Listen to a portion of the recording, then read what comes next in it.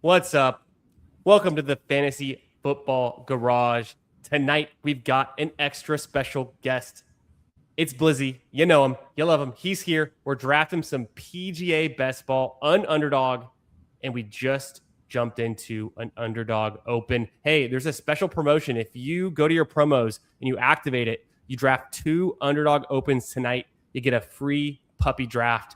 Why not? Why not? Why not have a sweat for the weekend? So Blizzy and I, we're going to be talking everything for the U.S. Open. We're going to be previewing it from a fantasy perspective. We'll be drafting a bunch of underdog open teams tonight, getting into the data, the sims, the projections, all the good stuff. We're going to talk about Blizzy's favorite picks, which golfers he's going to be betting on this week and believes in. We've been looking at some of my Albatross teams, some scramble teams. We'll get into all that and more. If you're new to the channel, or if you're watching this later, make sure you're subscribed. I've got a goal to hit 2,000 subs, and we just hit 1,000, so we got a long way to go. But come get in the chat, say what up, and make sure you check out Blizzy's content as well. His channel is in the description. You can find him there. Without further ado, Blizzy, how we doing, brother? I'm good, man. You said welcome to the Fantasy Football Garage, but I feel like tonight we're in the Fantasy Golf Mansion. You kind of let the viewers know, you let the people know that this is a jam-packed edition we have for them tonight. So I'm thrilled. Yeah, man. And it's the first stream in my new house. I just moved last week. I took a little time off from streaming to get all settled. I got the Wi-Fi set up. I don't have anything on the walls yet, but I'm getting this room painted in the next week, and I'll be hanging some stuff sooner than later. And the golf simulator, we'll see. It's a work in progress. We'll see how that comes, but I'm planning that hopefully before the end of the summer. Just got to figure out where to put it at this point. I was originally going to put it in the garage. It's too damn hot in the garage, so I'm working on a backup spot. But all right, we have this pick in the first round. We're pick number 5 overall. Blizzy, who do you think's going to win the U.S. Open? Dude, it's got the pick here has to be Fitzpatrick for me. I feel like I'm putting the some of the stuff that I want to talk about later out here early, but I'm all in on Fitz this week. Fitz is that guy. He plays well in the wind, and I think he's a snipe there at pick 5. Totally. Yeah, and he's having a season too. With our second pick, are there any do you want to scroll down? Do you like what you see here? We've got I'd be between the top 2 guys, honestly. Those would be and Oberg. Those would be who I'd be between. Just kind of what's your lean?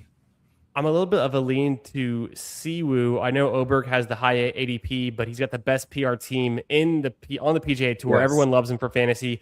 Siwoo has really in this field.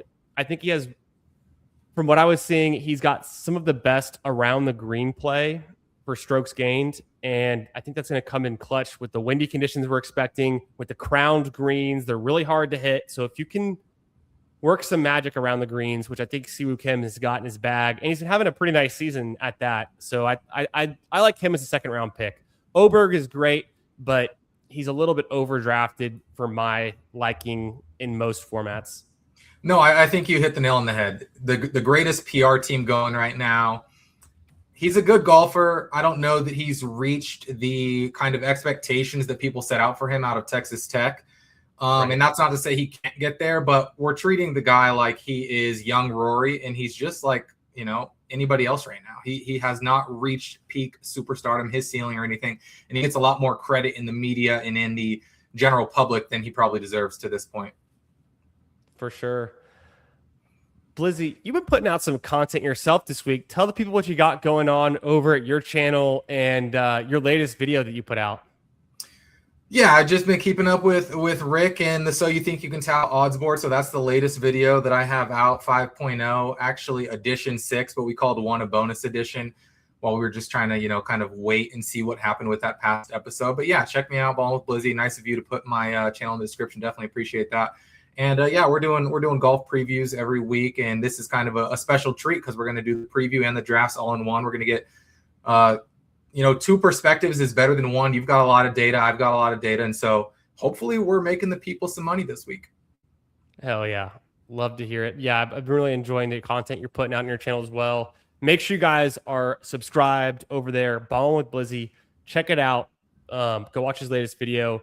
And more to come. It's our first official PGA fantasy collab. Oh, yeah. But I think the first of many because I feel like you and I have a lot of similar approaches to how we, are thinking about fantasy golf, but maybe our takes diverge a little bit. So we'll get more into that later tonight. Our first two picks, we went Matt Fitzpatrick and Siwoo Kim. Matt Fitzpatrick, he's won twice on the tour this year. I think it was the Valspar was the first win, and then the RBC Heritage was the second win, wasn't it, for Fitzpatrick? Yeah. He also won, I believe, in December over in Europe. I would be over Goddard here. Love it. Yeah, let's go Goddard. The thing I like about Goddard this week, I think obviously the odds board really respect him. He's got 2 wins on the young season. The thing I like most, not being talked about, the guy is from Jersey, started his collegiate career at Rutgers, grew up in this area. I'm sure not unfamiliar to these grounds. And so I'm really high on Chris Goddard this week. Yeah, I love Goddard. Big fan of his game. And he's a 2-time winner on the tour this year. And then he also won last year at the Scottish Genesis Open. And that was the guy is just racking up wins. And I feel like he's the next emerging superstar. You mentioned the third win. I almost forgot because Fitzpatrick won with his brother.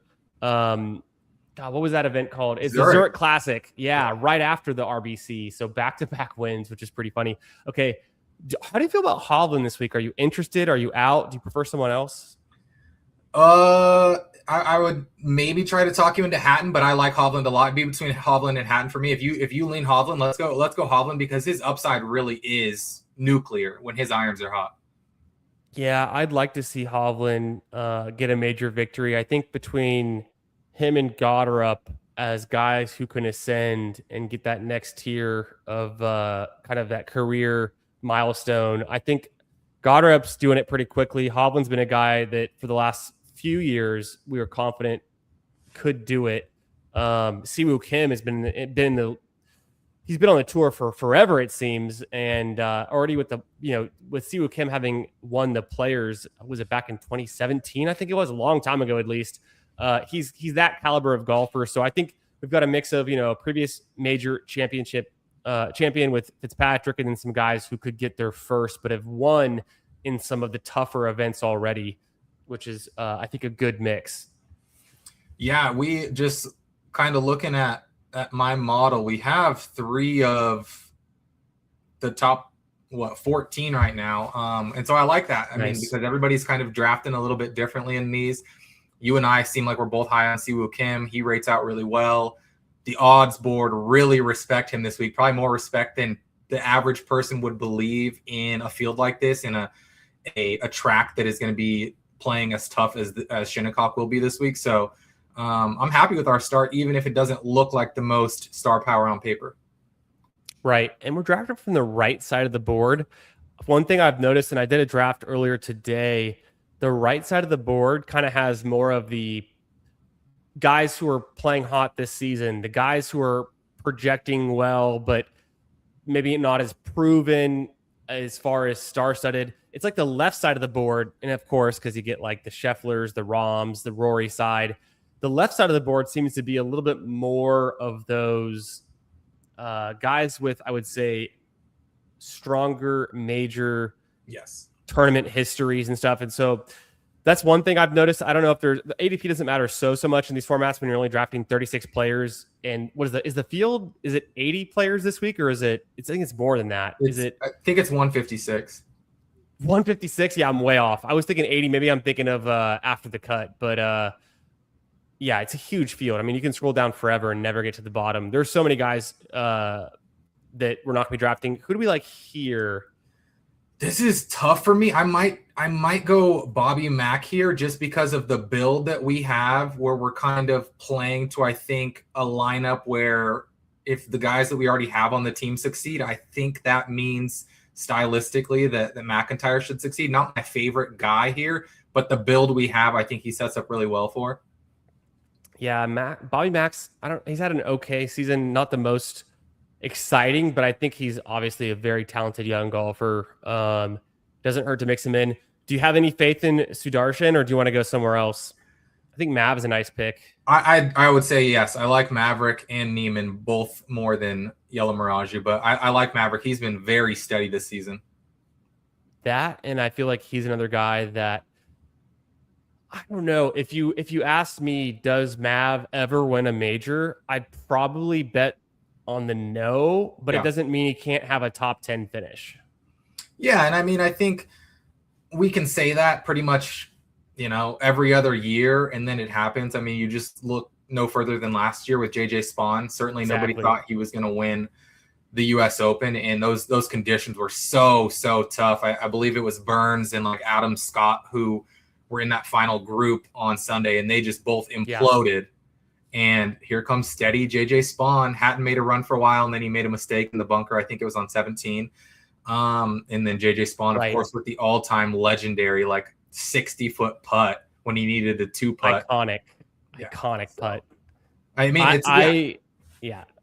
I also like Hatton. I think he is a little bit underrated right now. I think he's potentially should be getting drafted. I mean, it's a star-studded field, but I would take Hatton above Koepka with the uncertainty on Koepka and his injury to his hand. I think obviously Koepka was the winner last time they played at Shinnecock Hills in 2018, but this is a different era. There's a different field of golfers they're going up against. Are you drafting, or are you like taking any Koepka this week? Or are you a little bit afraid of the injury and his recent form? Well, his recent form had been good, but I'm definitely spooked with the hand injury, because you think about a course that can absolutely punish your body when you're out of position. And if you're hitting out of the thick rough or the fescue this week, I don't know that you want to be less than full health hacking out of that stuff. So I'm a little bit concerned about Koepka, but it's not to say that obviously he can't tough through it and put on a performance. But I really like what that 2-hole did there. You were shouting out Hatton. I really like the type of build they have with Rory, Henley, Hatton, Reed. DeChambeau has the upside, not playing very well and just been really, really mediocre to below average with the wedges. And you're going to need to be on top of that this week. But I really like what the guy in the 2-hole did here. The 2-hole is by far my favorite team in this draft. I'm looking around. I like the team in the 3-hole. I like the team in the 6. Anytime you have Scotty, it's going to be good. So I don't mind the Scotty team. It's a bit of a scroll the F down for Max McGreevy. I feel like there's stronger picks you could make, but in a tournament where you're trying to win in a field of 5,000 people. No, sorry, it's 11,000 this week. So they increased the field size a little bit from what it had been the past couple of weeks, which makes sense. It's a major. It's the U.S. Open. They're going to get more entrants in. I wonder if it fills. I think it could have a tiny bit of overlay, but 11,000 is, for a large field tournament. I can understand scrolling down for McGreevy, but I don't think he's even my top. He's probably not even in my top 10 choices for scroll down guys. I mean, look who's getting undrafted. Jacob Bridgman. He's already won on the tour this year. Gary Woodland's won on the tour. Gerard was coming into the season hot. Aaron Rye goes undrafted, right? Wrightson has already won this year on the tour. Yep. And then Smalley's been kind of playing well. You have guys who have won majors like Harmon going undrafted. Tom Kim is the forgotten, prodigy. It seems like Poston is undrafted. There's just so many guys. Keegan. Yeah. And so to take McGreevy over, I think a lot of these guys, even Jason Day or Corey Connors, to me, I would much rather draft any of these guys, I think, over McGreevy. Maybe even Brennan, if you're really going for a long shot, which maybe then you're not even saying he wins. You're just saying he's like a surprise top 15 or top 10 with enough birdies to score highly, and obviously he'd be mixing in some bogeys. Because we'll get to this too, but I wanted to get your guess on what you think the winning score is to par for this one. But let's finish that first thought. How do you feel about McGreevy as a scroll down? Do you think it's too much risk, or do you think it's okay, or do you prefer some of these other names? No, I think you nailed it. I think it's ridiculous, and that's not to say that he, can't finish top 15. I'm sure, a miracle's in the bag for anybody, but I agree with your assessment that he wouldn't be one of my top 10 scrolls of the guys who went undrafted. And just looking at those guys, I mean, Aaron Rye, Corey Connors, Jacob Bridgman, it makes me wish, especially in a contest like this, that this was just like a one-off, week where they would do 8-man rosters. and all 8 count, Me because too. there's enough talent here, and the field is so big, especially with the sectional qualifiers and regional qualifying for the US Open and stuff, where they just let so many guys in. And then again, we're not going to be drafting those guys, but just to have 36 players get drafted, and there's probably 75 guys deep who can finish top 10 if they bring their A game, certainly speaks to the depth. I mean, Jason Day, Corey Connors, Keegan Bradley, Tom Kim, like you mentioned, Brian Harmon is a major champion. Aaron Rye is the defending major champion. So yeah, just there's so much talent in here. I don't know that scrolling down for Max McGreevy was necessarily worth it. I totally agree with your sentiment that could they just for 1 week or for the majors bump this up, the roster size. I'd be down with 10 spots because they were drafting 60 players. Like 10 to me would be the ideal size. It would add so much more complexity to it where you can scroll down for some guys. Because on a 10-team roster, I think McGreevy could be interesting as a long shot, but it's just so short. 6 players. You really have to have the nuts. You really have to have the winner, and you really have to have 3 or 4 guys who are in the top 10, who not only are in the top 10 finish or top 12, but they have a higher concentration of birdies. Even if they have a higher concentration of bogeys, in this scoring format, it rewards guys who can hit birdies, who can score, eagles, guys who can have consecutive birdies is another way to stack up some sneaky points. And so, I mean, once you get out of finishing top 10, there's not that many points for finishing position. And so that's really the way to get it done. I don't think you have to differentiate your team so much in 11,000.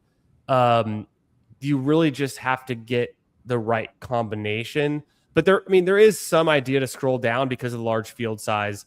I just think that there's so much talent in this field that I would at least go with the guy like even a Chris Kirk, just like a veteran on the tour who's been there, done that, played a ton of majors.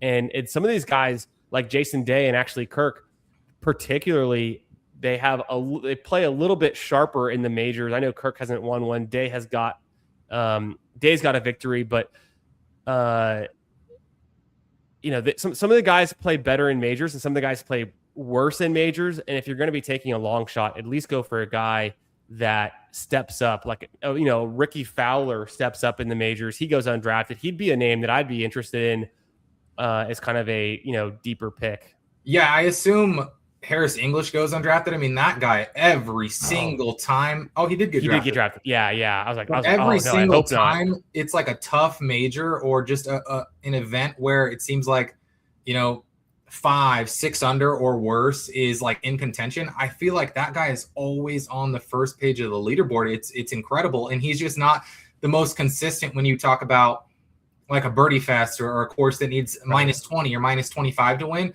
But you get this guy in like crazy conditions. He's just so steady and can limit his mistakes. And I really think it's an important point. You brought up the scoring for this format. I mean, you think about a guy that plays steady that's going to be good for like outrights and keeping you in contention, like if you're in one and done. But this format doesn't reward, like if Matt Fitzpatrick goes out and just gets us 18 pars, that's really good in the sense of like keeping him in contention, how he's going to play, how that's going to look, especially with some of the wind that's projected.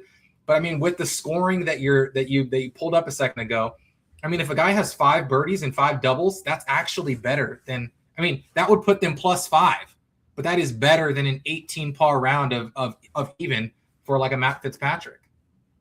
Yeah. On that note, before we jump into some of the data and look at some of your favorite picks for the week, I'm putting you on the spot. Do you have a score prediction for score to par that wins at Shinnecock Hills this weekend? Yeah, I think it's going to be even. I wouldn't be surprised if it's +1, +2, but I think somebody claws their way to even after 72 holes.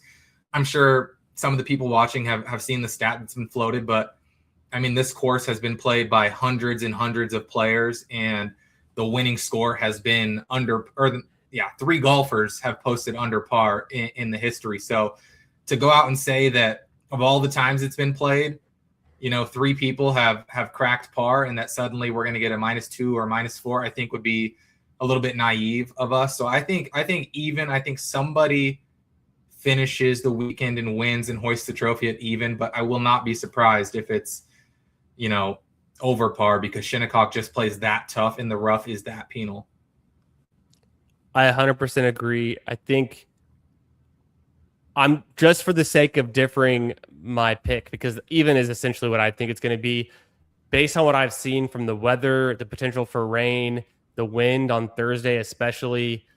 I think this thing could be one. I'll just go. I'm gonna go a little bit of a I'll go 2 over. I think it'd be crazy, but because I don't think. I mean, look at the last time we saw someone win anything above 1 over is all the way back in 2007, 2006 at Oakmont and at Winged Foot. Yeah, +5 wins you there. So that's pretty crazy. Last year at Oakmont, Spawn won at 1 under.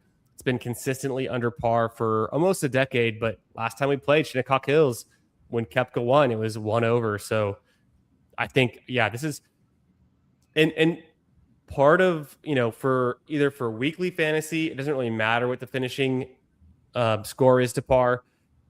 For our Albatross, which is majors only best ball, it doesn't really matter because you either advance or you don't this week in your pot of 5 players, 5 drafters. But in our scramble drafts, this is the week 2 of 6 for the final leg. And so this is not going to be a week where you pad your stats and score a lot. This is going to be a week where you potentially just kind of stay level with the field. It's nice to have a lot of golfers in the U.S. Open. I think most teams, from what I saw, had about out of their 12 drafted players. When I was reviewing, at least for my big scramble, but I think it's pretty similar in the scramble as well. Most teams had anywhere from about 10 on average. 9 was kind of like the lower end, and some teams had 11. Very few had 12 active golfers in their scramble drafts that are all in the U.S. Open. But I think if you've got 10, you're feeling good enough. And I don't think it's going to be a low-scoring event. So you're not going to get a ton of points. You're going to get way more points, in a couple of weeks when we're playing what's next up on the schedule. After the U.S. Open, we've got like the John Deere, right? That's going to be a birdie fest.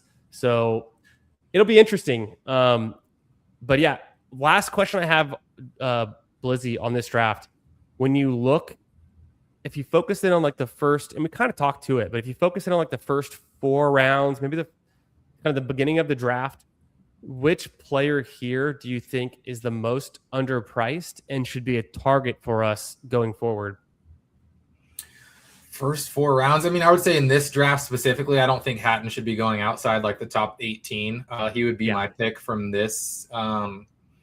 These guys that are on the screen, these 24 guys. I mean, Hatton is just such a value. Obviously, we considered him there at our kind of 3-4 turn. And so, I mean, again, just kind of sets up to why I like the team in the 2-hole. And I will just say, I mean, this is going to sound absolutely crazy. I've seen it happen like 2 times in my DFS history, and I don't know, obviously, that Underdog and DraftKings don't score golf the exact same way, but I will say just a word to the wise that I have seen happen. We all love to sweat the cut, make sure our guys get through. People are going to be doing that in their Albatross drafts, their scramble drafts, and that's important. I've seen 2 times that I can recall in majors. I believe it's been at U.S. Opens and the Open Championships, where a guy who missed the cut finished with more points than guys who made the cut, because there are going to be some guys who make the cut on the number, right? Let's say that the cut this week is, let's say it's +7. Say the cut this week is +7. And let's say you have a guy that misses the cut at +8, right? He's done scoring. The carnage is over. He's got his +8 locked in, whatever that entailed between bogeys, pars, whatever. There's going to be a guy who sneaks in that cut on the line at +7 and then absolutely implodes over the weekend and finishes +22, +24, +26, and is going to score you less points than a guy who missed the cut. Sounds crazy, Oof. sounds outrageous, but I've seen it happen. Yeah, that's the last thing you want, right? Making the cut is a challenge in itself for your DFS lineups, for your weekly underdog drafts. You know, having a guy miss, if you end up with 5 out of these 6 golfers that make the cut, you probably can't win. You almost certainly can't win, and you might not even be able to finish very highly Yeah. to cash or to make money. But yeah, that's interesting. All right. We're going to switch over to, we're going to be drafting more Underdog Opens, but first we're going to switch it over. Blizzy, if you're ready, I'm ready to share your screen to the stage. Yeah, go and ahead. We'll jump into some of your takes, some of your data. Guys, if you're watching this, make sure you smash the like button. Come draft with us. I'm going to let you know when we're getting back into another Underdog Open. Also, Underdog has a promotion right now. If you go to your promotions tab in the Underdog app, you click on activate for drafting 2 Underdog Opens and getting 1 free puppy. Activate it now. Come draft the next 2 Underdog Opens with us on stream, or draft next to us. You know, while we're streaming a draft, you could be jumping into a separate one, even if it fills, and get that free puppy. And make sure you're subscribed to Blizzy's channel. Links in description. Go check out his content as well. All right, Blizzy, what do we got here?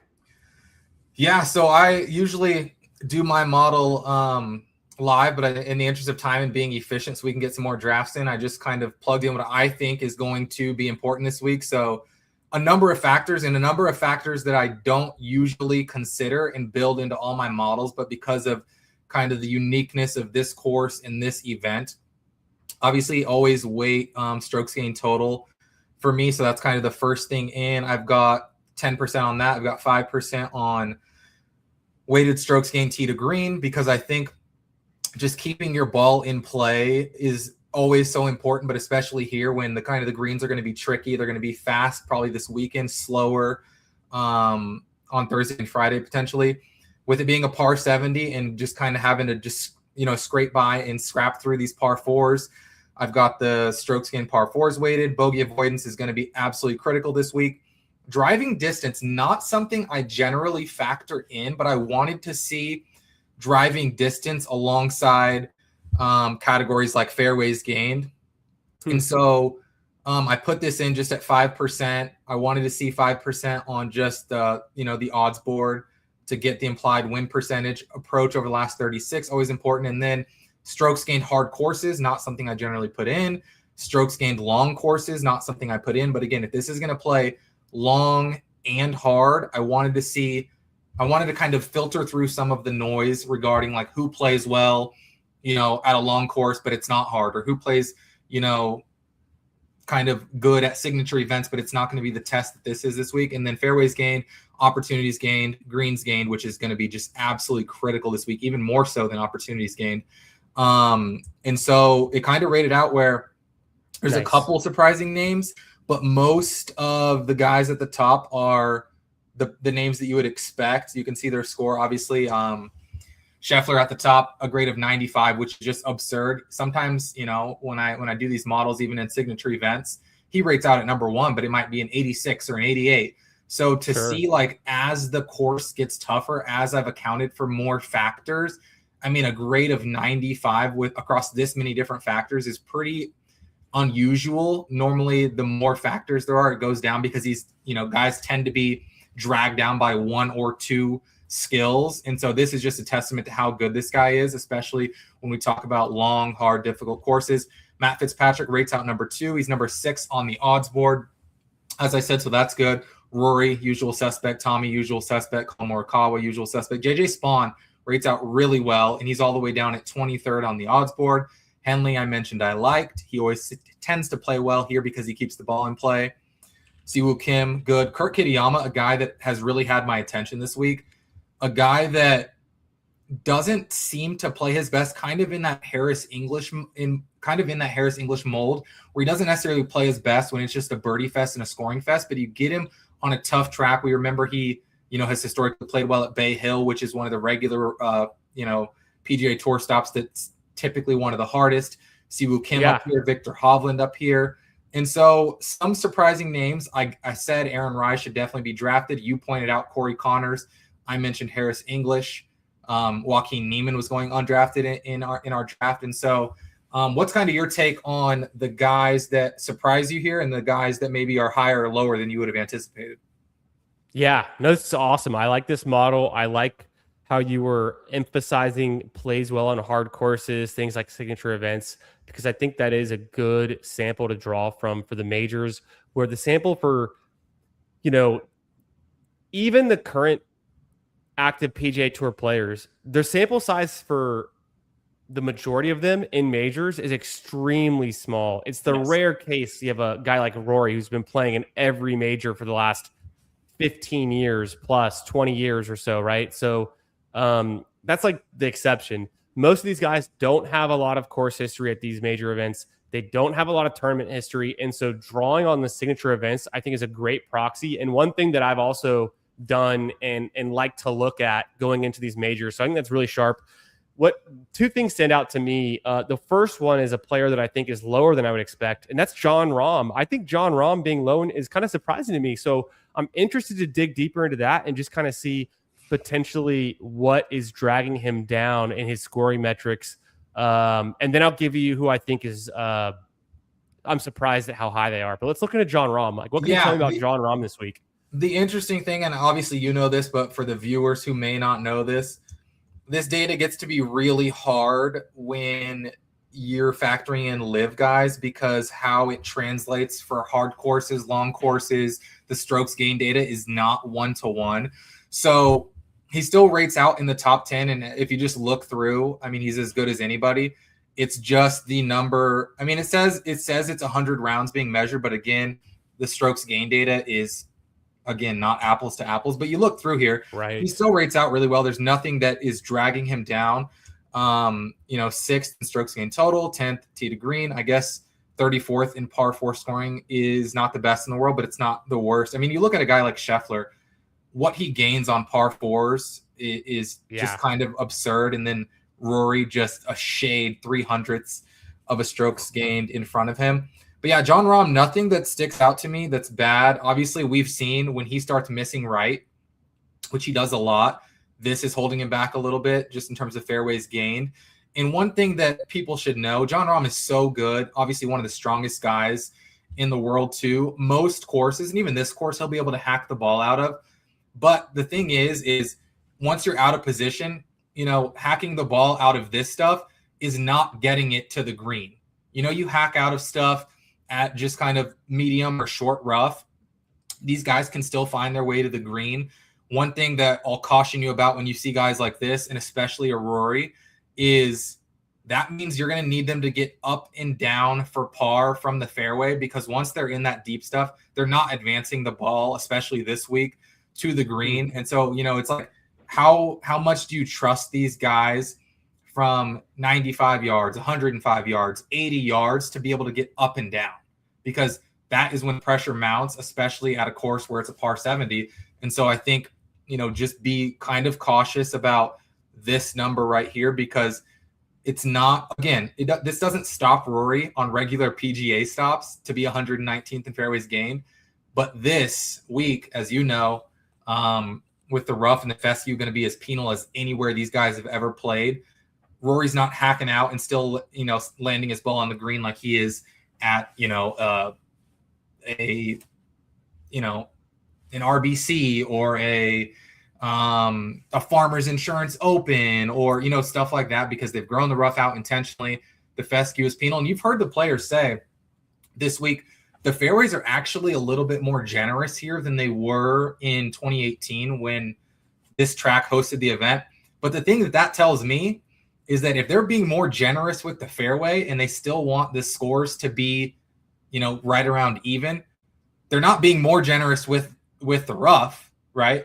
If they're saying, hey, we're making your landing areas a little bit more generous, the rough is going to be just as penal, if not more penal, because they're saying, hey, lay up if you have to, play positional golf, play strategic golf. And so to me, in my head, when I hear that the fairways are more generous, that tells me the rough is going to be more penal, and it's already bad enough at a course like this as is. I don't know if you saw some of the early coverage I was looking at. I think it was just a photo, but it was showing some of the bunkers along the fairways had almost zero edge. Like they were completely mowed down so that you can roll right into these bunkers. There was no like rough to kind of, the ball get perched up in and stop before it rolls into the bunker. So I think that, there is a lot about the recovery shots and scrambling that also could be useful here, but bogey avoidance. And so when I saw, one of the things I was pointing out for John Rahm was actually his bogey avoidance is one of the best, which like we that should be intuitive to think about John Rahm, one of the best players in the world. So that's interesting.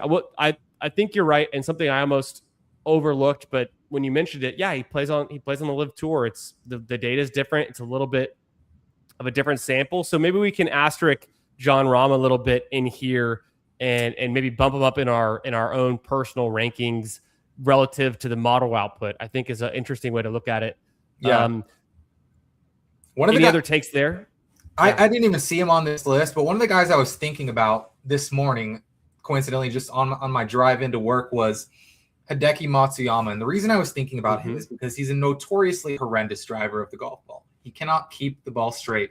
But when he has hot streaks with his irons, the dude is magical. And then he's one of the best players of the generation around the green.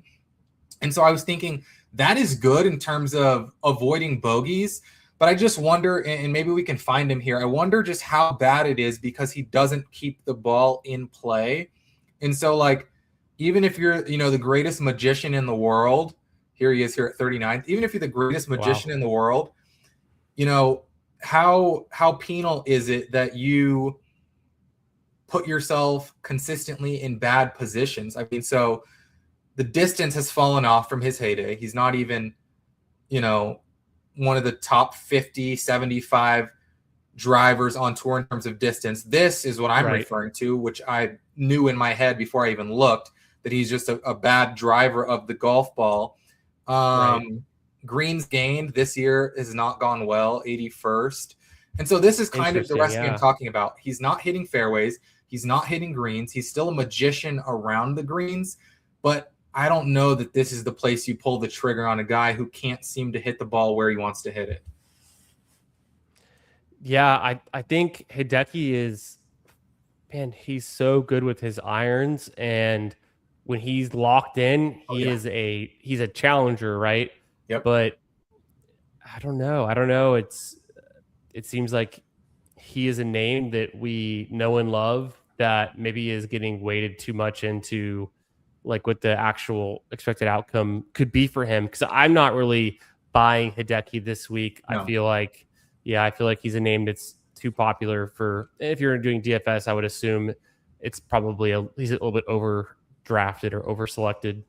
Yeah, and I just looked right there. He was 25th in the implied win percentage and down at 39th in the model. And then just, a guy that maybe if we were catching value, maybe if he was somehow slipped to like 50th in the betting market and you were going to catch a number and just kind of rely on him going nuclear with his irons, which we've seen in a number of his wins, both in Phoenix and then at I want to say Riviera 2 years ago. And so, he has those streaks, but probably not a guy I'm going to. And again, just to circle back to your point about these guys who went undrafted in that first draft, I mean, nobody hits more fairways than like the Ryes and the Connors and the Henleys. Rye, here you go. Second on tour in fairways gained. He's not long at all, 132nd, but the guy just rips fairways. Corey Connors 10th. And so, that's the kind of thing I want to be thinking about is these guys are not going to find themselves in trouble too often. I assume Henley is also up in the top of that stat. Yeah, third. Just the guys that we know off the top of our head that just hit fairways and keep the ball in play. And Henley is so good at that. Trouble. For sure. It makes a ton of sense. Interesting. Yeah, really interesting. Hartman was saying, sign of a good model. What do you call a model that doesn't have Scotty Scheffler as the top pick?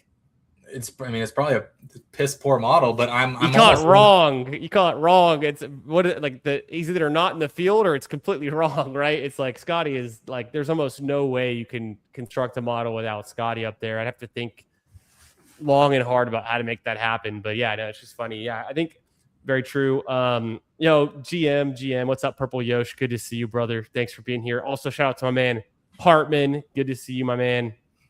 Jeff T, of course, in the chat. Money ain't a thing. He's got a good scroll down. He's going to jump into our next draft and blow our minds with what he's got. I already know the answer. He's not in the field, but it's going to be Peter Malnati is what he's going for there. Yellow golf ball and a bucket hat.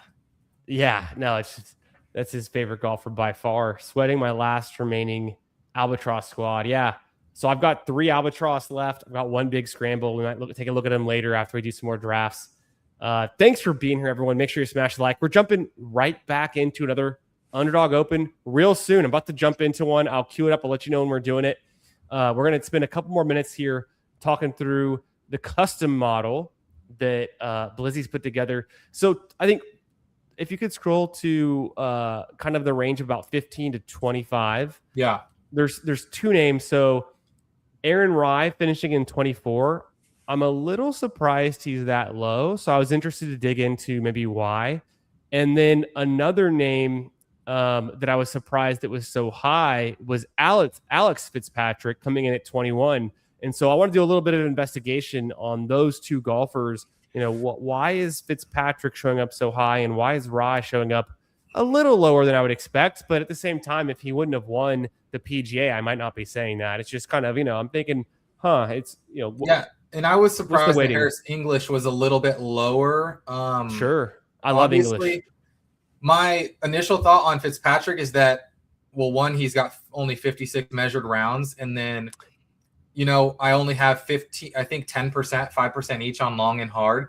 So the other 90%, I mean, he's getting credit for the Zurich rounds, which is inflating his number with his brother because those are part of his 56 rounds of strokes gain data. And then he made a push the week after that. I think it was the Truist. He made a push there and finished, I want to say like 4th or something. And so, again, when you only have 56 measured rounds, that helps a lot. The other guy you mentioned was Rye.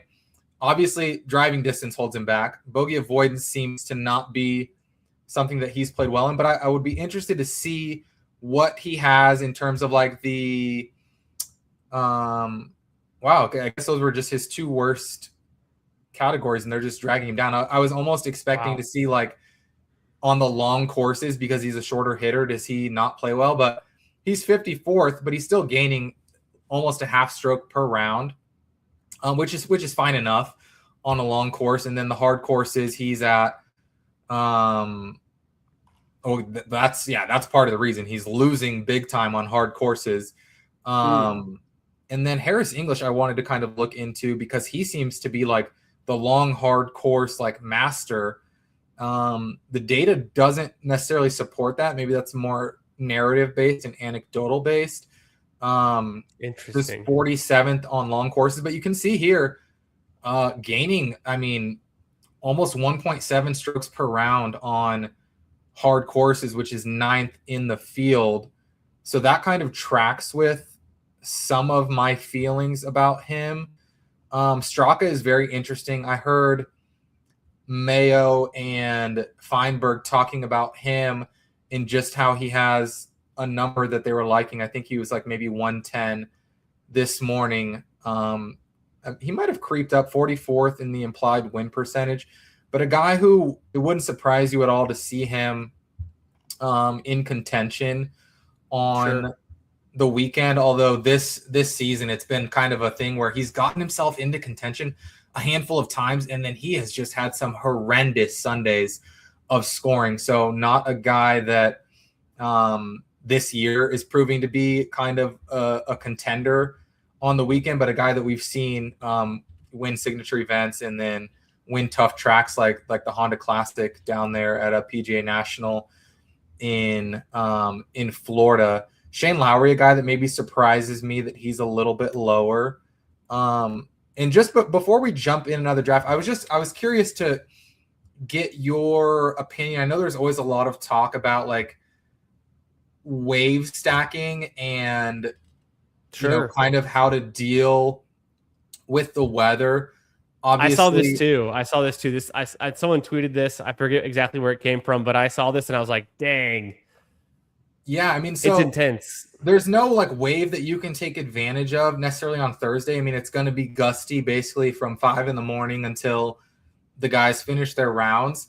But I mean, there seems like there's going to be an advantage one way or another, just in terms of there's always pockets, especially in the majors, where I don't know if you get out here early enough and you make some hay, and then you're able to like get out late on Friday. Again, it doesn't look to me visually like there's going to be an advantage, but just in terms of like, if there's a pocket, do you ever think in terms of that where it's like, hey, these guys rate out well in the model and they all go off within 90 minutes of each other? Does that ever kind of factor into your thinking? Maybe if an analyst or if someone in the space, a content creator, suggests it, then I will like listen. It's not something that I necessarily seek out myself, Yeah. but I think it is a data point that is interesting and can be useful. It's very detailed to get to that level. Early tee time, Thursday, a late tee time Friday, to come to that kind of conclusion. It does just, I think the effort of finding those nuggets in itself means you're so familiar with the data and what's going on that you're probably just getting further along in your journey of like building a case for who's a good and a bad pick. Yeah. I don't even know that it's necessarily the fact that like that ends up, because it's all projection, right? We could come that, hey, actually Friday morning the average score was even par or one under, and in the afternoon for whatever reason it was actually a little bit higher. We've seen those kind of things play out, and so it just comes down to what actually happens. But no, I think it's interesting. I always like to hear those extra insights of level of detail of, hey, actually, these groups of guys, these three golfers are going to be in that, early morning wave on Friday, and then they get the potentially easier setup or on Thursday, and a potentially easier setup on Friday afternoon. So that could come into favor for guys like Siwoo Kim and Sam Burns and Tyrrell Hatton, who are all in an early group on Thursday, is what I'm seeing. Also, Kurt Kitayama and Patrick Reed, Rory, Fleetwood, and Oberg, English, Adam Scott, Nick Taylor. Nick Taylor's notoriously bad in majors. So some guys that stand out to me that are pretty good in majors that don't get a lot of hype, guys like Alex Noren, kind of steps up in the majors and has been around forever. I mean, the guy's been playing on the tour for so long. Patrick Reed was interesting to me. I see him simming out pretty poorly, but I see him doing relatively well in your model, and I see him getting drafted consistently. I think it comes down to what you were describing earlier, where some of the live golfers or past live golfers, guys like Patrick Reed, who just aren't playing a ton, maybe just playing on the DP World Tour, they don't have enough of a sample to be registering meaningfully, and it does him a disservice. So I think that could be playing into why he's simming out so badly, but I still think Patrick Reed is like a killer in these majors and has a pretty good major tournament history to back up that you could make a bet on him this week. Yeah, no, absolutely. I mean, I can stop sharing at any time, but what kind of data have you been looking at, or are you kind of using, or do you like to use to kind of give yourself a baseline for a week? So in this week in particular, I'm looking at across all majors, their major tournament history, how consistently they can get a top 10 finish, or a top 25 finish, even top 5 finishes. I wait and I look at that because I know there are certain golfers who do better or worse at different majors, but I also think there's something to weight that just like the level of the difficulty of the field. So as we were kind of talking about this earlier, why I think signature events are a strong proxy for major performance, especially for guys who haven't played in a major. Maybe it's their major debut or they played in very few majors, like 1 or 2 majors.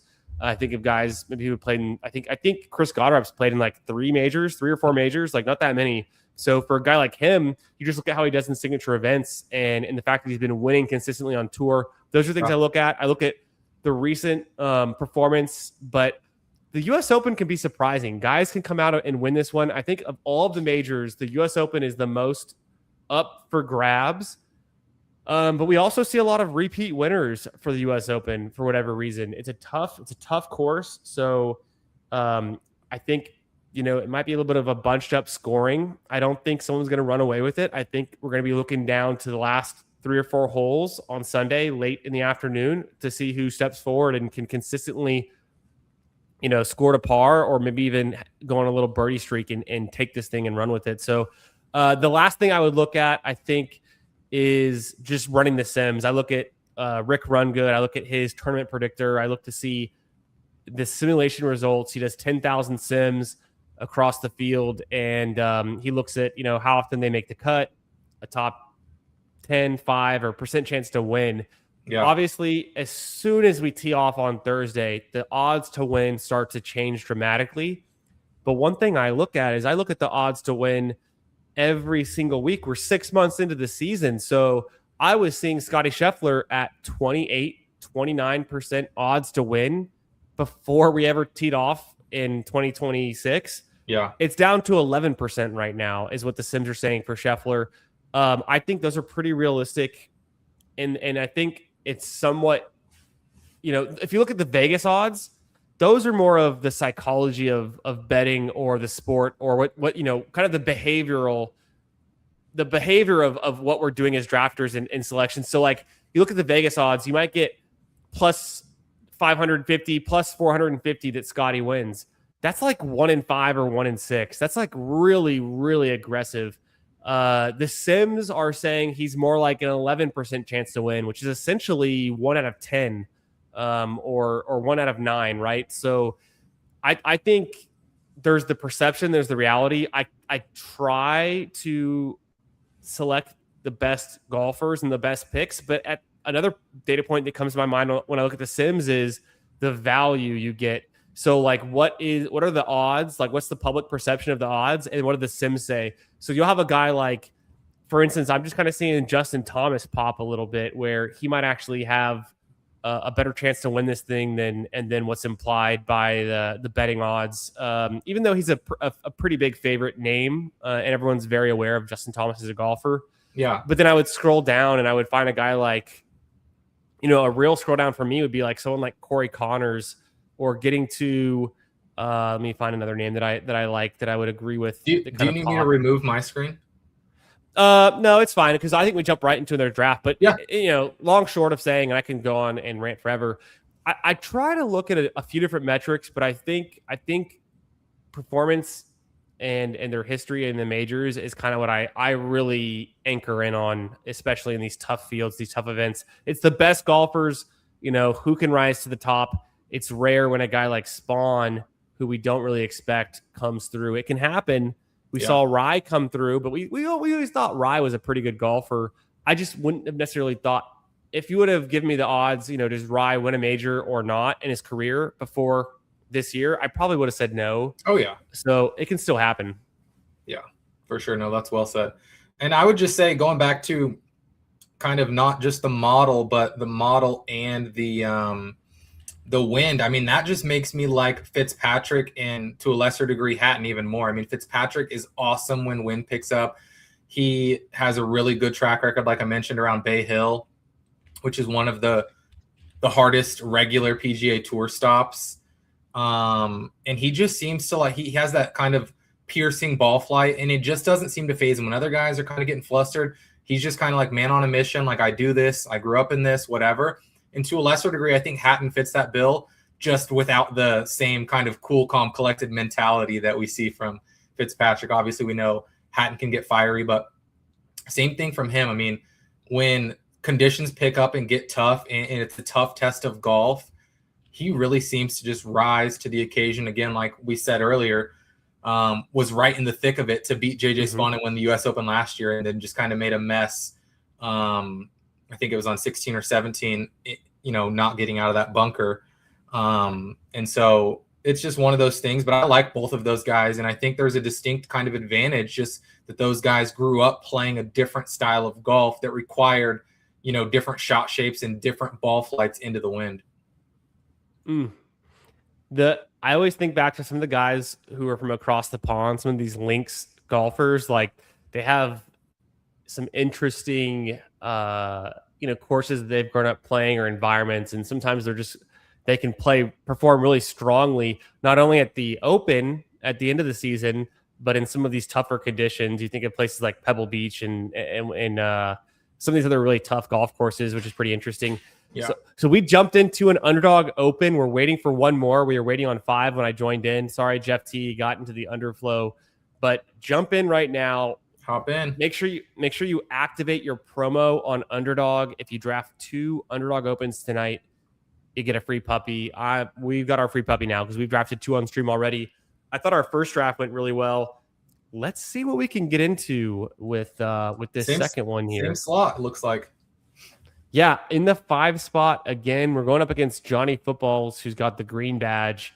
So you don't see that every day, but or maybe you do if you're drafting out here a ton. I think green is either the highest or the second highest. I think it's purple is pretty high. I think green's the highest though. I don't know, Blizzy, cool. If you've seen the new badges. Yeah, pretty cool that they implemented that. And what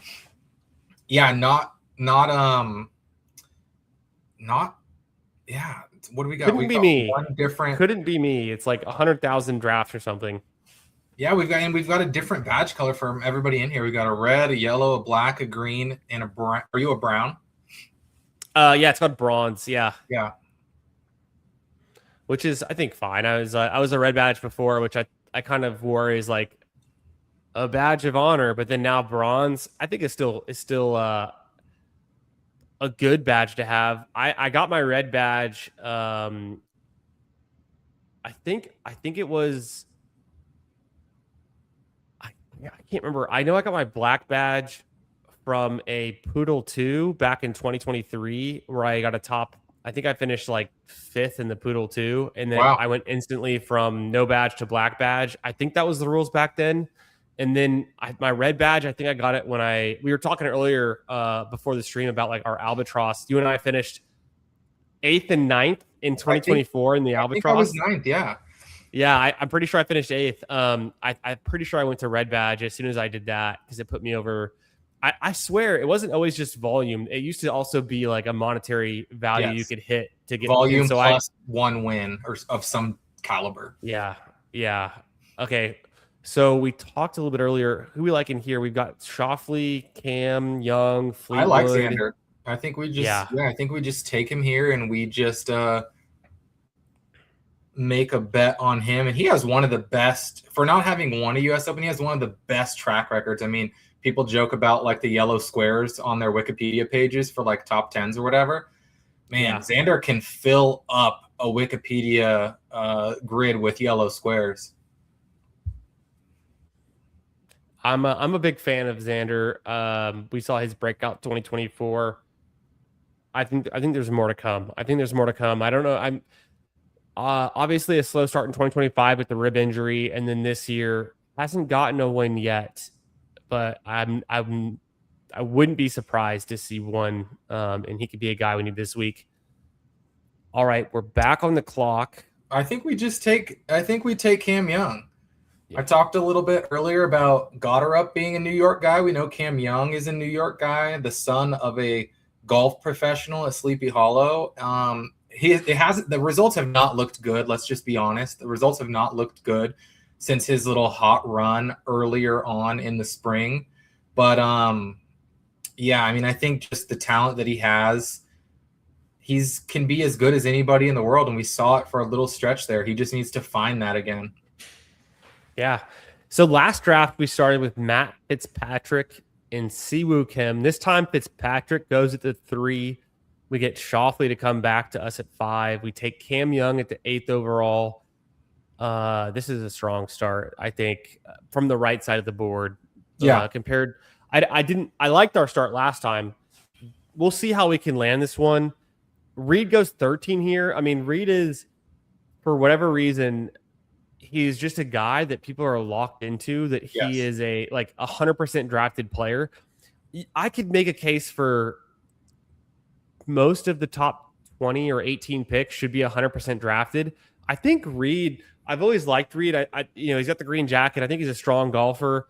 He's actually from around Spring, Cypress, Texas, where I'm from.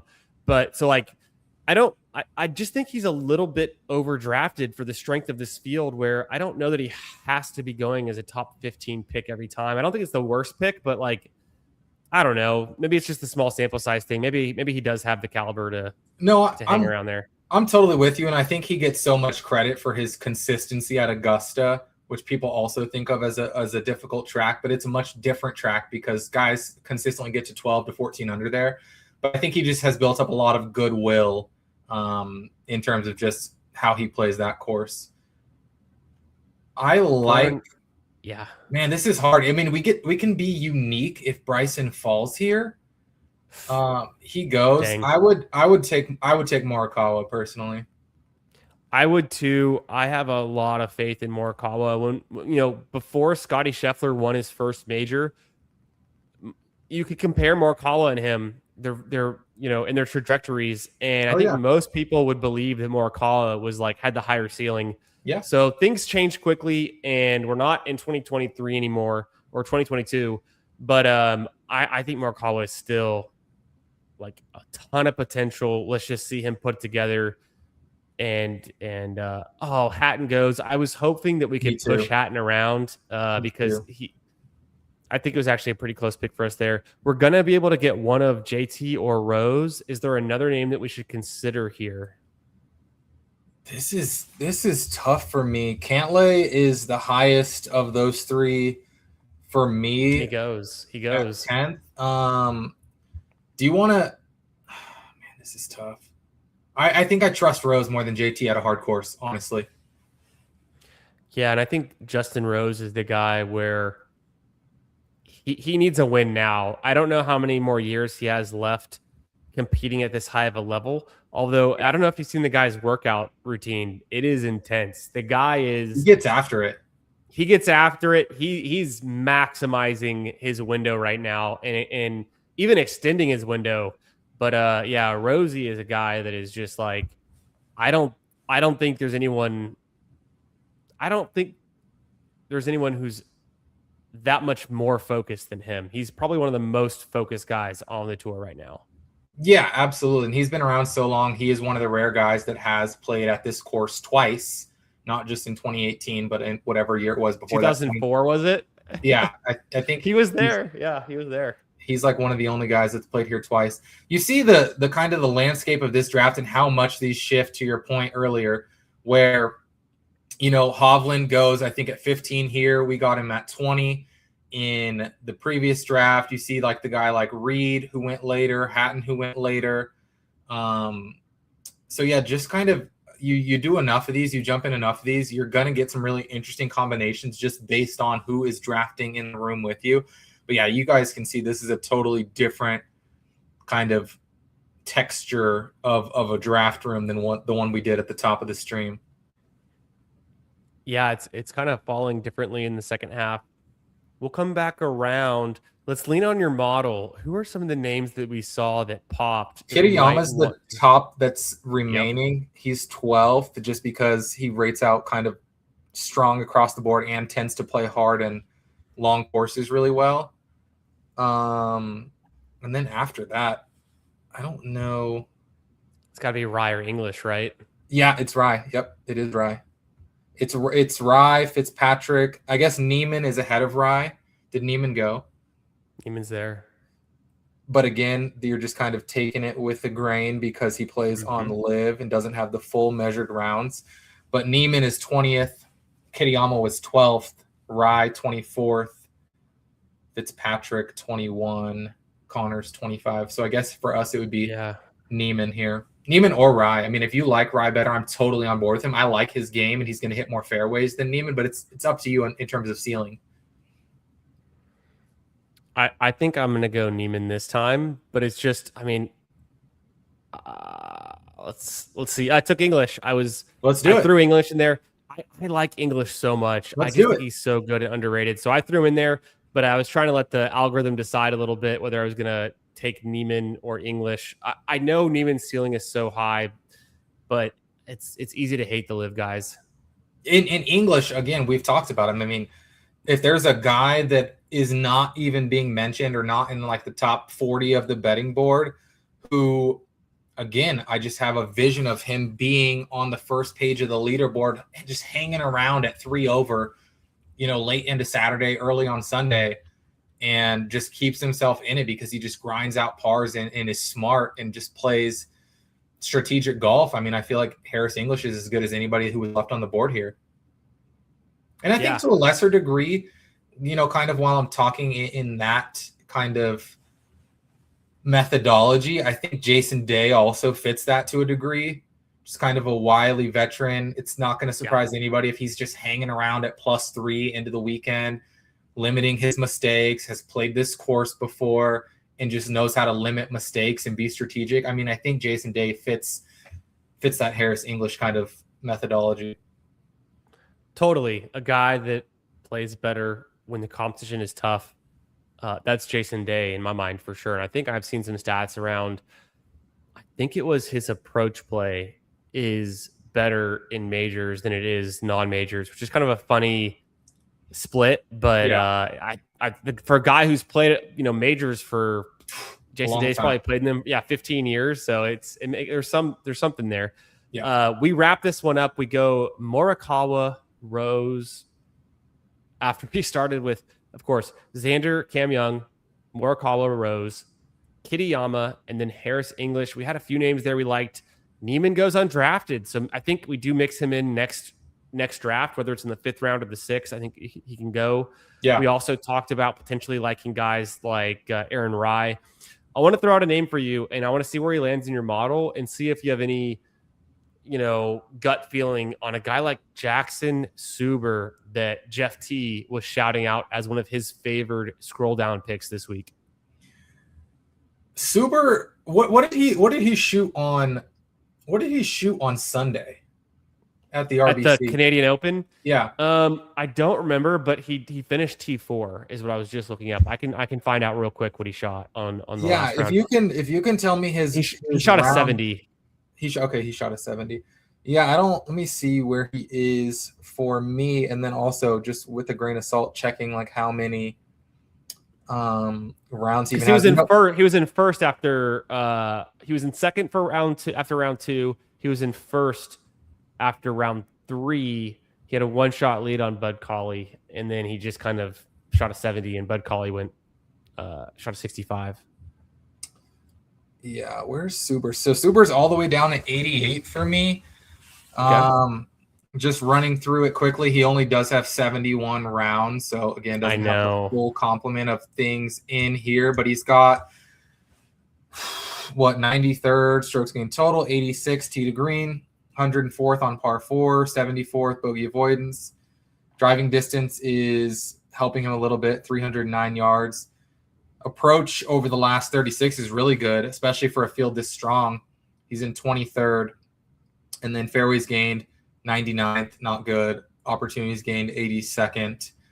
Long course is 106th. So talent is there. I'm not sure this is the field or the course for him to make some noise. And just as I was scrolling down, I was as surprised as you probably will be when I say this, but Jacob Bridgman, 65th, a guy that has played well, a guy that has a bunch of good results this year, but just 65th in the model in this field, which a little bit surprising. Would have thought he would have been closer to like the top 30. Yeah, it's kind of interesting. And Bridgman, like I said, he already won on tour this year. It's been a few months, but it was the Genesis, if I'm not mistaken. Yes. At Riviera. So yeah, Jackson Suber, I don't think he's the worst scroll down. I think it's tough though. It's a really, really, it's a deep kind of pick because of his lack of PGA event kind of experience. He's, Corn Ferry guy 2 years ago. He's played a few PGA Tour events over the years. He's been cut a lot at some of the tougher events. Best finish in a major, and he's only played in one. I think he got like 74th. I saw at the last U.S. Open he played at, which I think was last year. But he's the best finish of his career was last week. So he's definitely, the recent form is looking good. Yeah, and I think just to your point again, that I would caution folks is scroll down, get your guys. But like you said, I mean, this is only 36. I mean, there's total justification where they could have us drafting 60 guys, you know, six player teams for 10 rounds. Or if they wanted to get really crazy and just change up the entire way that the golf drafts work, I mean, we could go 10-man lobbies with 6 picks each and get to 60 guys. But I just think it's so hard to justify when guys like Neiman and Connors, who have real pedigree, aren't getting drafted, to try to go down to like the McGreeveys and the Jackson Subers. That's just tough for me personally when you kind of think about the projections and the odds. I mean, you can soak up so much more win equity by hovering around that range of guys between like Rye, Connors, Neiman, who also aren't getting drafted. Yeah, it's real strong talent not getting drafted. All right, guys, if you're hearing me say this, jump into the Underdog Open right now. I'm throwing it in the chat, and I'm hitting enter right now. There's usually a little bit of a delay between the stream and reality, but it says waiting on one more to start. So if you want to be that last person to jump in, boom, it just filled. I'm going to bring it up on the screen here, and we're going to see how lucky we can get building a super team that can win this tournament. There's 11,280 entrants. I think it overlays potentially as much as like 8 to 10%. Yeah, but it's already 26% filled, and it does tend to fill pretty quickly on Wednesday and Wednesday night. So it's tomorrow. We'll see what it does. It's only 6 rounds, $10,000 up top. If you can finish in the top 10, make $1,000. So that's a pretty good return on a $10 entry, I'd say. Part of me wishes it was even bigger. I wish there was enough momentum right now for this to be a 22,000 person tournament, because then, you know, the up top's going to be 20K or 15K at least, and it's just a better payout structure. But it's not bad. I think, you know, wow, the 5-hole for the 3rd straight draft. We're gonna. I mean, I know we're not gonna go here all night, but we gotta get to one draft where we're not in the 5-hole. I mean, just to kind of mix it up just a little bit. One of the things that I think is interesting to think about, I'm not going to push anybody in this direction, but one of the things that's interesting to think about, especially when you get down to like pick 20 here, is it is not inconceivable at all for, you know, an English, a Rye, and a Neiman to all finish top 15. I would say don't do that if you're just drafting a handful, but if you're going to really press the gas here and have a full portfolio, those are some of the unique ways that you get leverage, and you don't have to get a lot right. You just have to say, look, these guys who aren't getting undrafted, I'm going to pair them together, and that's my uniqueness angle. 100%. I usually draft anywhere from, and who do you think you want to take here? And then I'll finish this thought. Let's do Fitzpatrick again, and if we can pair him with Fleetwood this time, let's try that angle. God, I hope so. I would like Fleetwood here. Again, the Cam Young Fleetwood does the turn. Okay. Do we go? I guess we have not paired him with Oberg. We could do Oberg this time. We could do Bryson. Let's do Oberg. I'm fine with it. Even though he has the best PR team and he's definitely overdrafted, but maybe he gets it done this time. Maybe he chokes on Sunday like he usually does. So what I would say is I usually draft anywhere from high single digit to like low 20s of these weekly Underdog drafts. And when I'm getting up to like 20, 25, I'm doing a lot of the par 3, which is the $3 entry, which I don't think I saw them post that tournament yet. Maybe they'll do it tomorrow if it gets closer to filling, but they were doing it early in the season. And then there's the one that's called the putting green, which is a $5 entry. So I think the most I've done on an Underdog Open is like, I think I did like 8 or 10 one week early in the season when I was pretty hyped up. That's kind of the volume that I'm going for, but I would suggest if anyone is doing more than 25 of these, exactly what Blizzy described for that strategy, you scroll down and you pair 2 potentially undrafted players, guys who have ADPs in the 33 plus range, and you take them with like your last 2 picks. You don't have to scroll all the way down, but like even load up on 2 or 3 of those guys with your last couple picks could be a unique way to still have a lot of talent and really not lose out value from a talent perspective, but just get different for a tournament this size. Choose your own adventure here. I'm not strong. Cantlay is the highest in my model, but I know you were saying maybe getting a share of JT. I'm cool with Cantlay. The joke is that it's Patrick can't play and like he never comes through. But he always folds. That's for damn sure. a few years ago, I thought Cantlay and Shoffley was a toss-up. Not so sure about that anymore. But we finally got Tyrrell Hatton to come back around. I think we have to take him, right? We have to. Absolutely. And again, the kind of I want Fitzpatrick on my Hatton teams. I just in my head, if it's a week where Fitzpatrick is playing well, that tells me stylistically Hatton should be thriving as well. Doesn't always work out that way, but it's like the archetype of your build, to me at least, makes a lot of sense.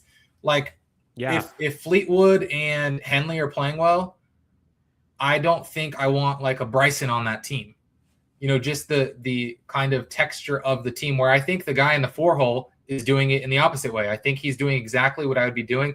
Xander, a powerful guy who hits the ball a mile, with a Bryson, with a Koepka, and with a Hovland. He's built for that kind of environment succeeding this week. That's what I like. He's picked his kind of lane, and it's like it's just going to be guys who can flush the ball an absolute mile, and they're some of the most talented names, even if they're not the best in terms of like the model this week or whatever, but he's kind of sticking to his lane and what he thinks wins in this room. I love it. Yeah, that makes total sense to me. I'm just taunting Jeff in the chat a little bit, and then let's jump into this pick. Wow, Neiman goes. Chris is listening. Neiman goes. That was a sharp pick. And another guy who what we suggested to do. Another guy who hits it a mile. Interesting. This is a very interesting spot. I might just go right here in this spot. Let's do it. Let's take Rye because we've wanted to take him for a couple drafts now, and we've thought about it each time. And then let's figure out where we can really find some value without sacrificing too much. There's so many good names down here. Who's at the very top of the queue right now? Yeah, it's Minwoo Lee. No. I know, not with this build. If we're saying Matt Fitzpatrick, Smalley is the highest in the model, but I kind of like going back to English or McNeely personally. You choose English or McNeely. Let's go English. Yeah, no, I like this. Every year I've drafted on Underdog for PGA, I have been 50% or 100% higher than the field on Harris English, regardless of the tournament, whether it's the Albatross or the Scramble. He is criminally undervalued. Yep. He is always, his ADP is always like lower than it should be. I don't know, for whatever reason. Maybe he's kind of a more reserved guy, or just doesn't have like the draft appeal of a guy like Ludwig. But I mean, if you gave me a head-to-head English versus Ludwig, you're probably going to lean Oberg, but in reality, it's probably not that far off. Like, yeah, you know what I'm saying? Like, it's really not that different. I love the texture of this team. I've liked how we have, I don't know, just something about, I like the rooms that we have put together across three. It would be nice to get one in where we're not in the 5-hole, but I really like what we did here in terms of we get a guy, to me, Fitzpatrick, who I'd be comfortable taking as high as 3 this week. And then he falls again. We finally get him paired up with Hatton. We get him with English, and then we tack on a Rye, who we've kind of wanted, and kind of gives us just that safety net of I fully expect Aaron Rye to make the cut because of how often he's going to be playing from the center of the fairway. Now, I don't know what his upside is. I don't know what his ceiling is. I don't know that he's going to win or contend at 2 majors in one summer. But I just like the steady golf that he plays when conditions are tough. Could you imagine if Aaron Rye wins back-to-back majors? It would be. I cannot. It's not going to happen, but he could have a nice finish. You're right. He's going to be in the fairway, and he could work some magic from there. This is the most Englishmen I've drafted on a team in a long time, but I like the structure. We got the 3 Englishmen, and then we got Team USA a little bit there from our Ryder Cuppers, and some Oberg.